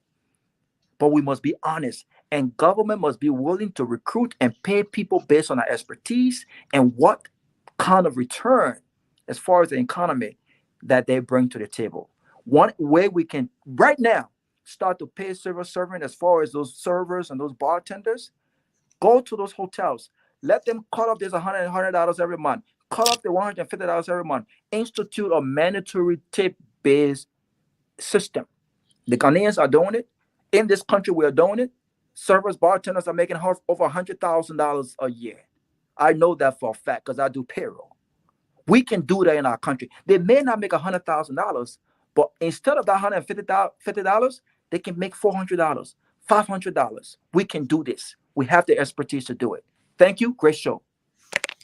Okay, Kev, you can take us home so we can cut it. Yeah, let me make it quick. And I think a lot of people misunderstood what I was trying to say. I am not saying that we don't need experts here to go down. I'm not saying we don't need them to train our people. What I was saying that you don't leave here and go there and take their job. That's all. But you can go, you can train. We need people. I agree with Larry. You don't need to send somebody to Rwanda. Liberians can do it. That's okay. But I'm just saying that what we have from the LTA and backed by JMB in his speech, I think it's a good thing for Liberia. 10,000 Liberians need to be trained. It's a good thing, and let's train our people. Let's train our people. I want to see Robert training somebody at Boulevard Hotel. I don't want to see Robert the manager at Boulevard Hotel. I want to see him train somebody at Boulevard Hotel. That's what I'm saying. So if people feel what I say is wrong, I want for the job in Liberia to be for Liberian there. Yes, you can have experts to go there, but I want to see. I want to wake up in the morning at Bolivar at the rooftop. I see my boy Robert with somebody behind him training the person. We are building up human capacity in Liberia. If we keep taking people from here, we're not helping the nation. We have to help them by training them there and let them do the job there. That's what I'm saying. You gotta show some who they can pay, Robert. No, Nah, no, you agree with me, right? nah, not Yeah, different. they can. So I want Robert to train people there and let them there. So work there. But I don't want to see Robert taking their job. So that's my point. Well, guys, thanks for being a great day. Let me say this. A good show. Like we said, the LTAs. Thank for that vision, the roadmap. A winner Crumbs doing a great job. We're gonna follow up with you. Hope we get someone to talk more about that. The LTAs roadmap for the 10,000. How they call them, the IC information communication technology for creating jobs is on course, and we look forward to seeing that. But quickly, we'll be back on Friday. While we're here, I got some intelligence, and I've been trying to reach Senator Prince Johnson.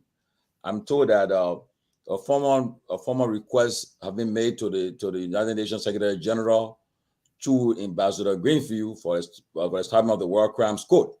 I want PYJ to respond. I want him to. I'm trying to get hold of him. Hopefully, I'll get him before the show on Friday to get what he says about that. And also, there are attempts to send the defense minister of Liberia now as ambassador, and make the chief of staff defense minister, and then the deputy chief of staff of Geraldine George. I don't know what it will replace her, but these are information we're getting, and we'll look forward to see what happens in the next 48 hours. But these are information we're getting. We're going to follow up on it. We'll dig deeper on it. And let's see what happens. But tomorrow's an important confirmation day. Senator DeLong, his committee on foreign affairs, will be in charge of that confirmation tomorrow. As I said again, I wish Sarah Besso Yanti the best, and I wish she gets confirmed. I think she's up to the task and will make a good foreign minister and dean of the president's cabinet. But with all that, and there are the Justice Minister in designate, Cooper Kra, is here again. He's also on the radar. He's been a lot of stuff going on, even the Minister of General designate. So all these people that President Boaga nominated are facing some issues, but we'll dig deeper and get to see what happened in the next 72 hours, because this week is confirmation hearing week. Let's see what happens. But we're going to find out tomorrow, and PYJ, I'm going to call you. Listen to me. I will find out whether if you're aware that your formalities requested the court to be established in Liberia. But you can't do nothing about it now. Well, maybe then it may not be that President Boaga man. So let's see what happens. Yeah, but let's see what happens, guys. Okay, but guys, it's been good, and let's look for Friday and see what happens on Friday. Thank you, guys. All right.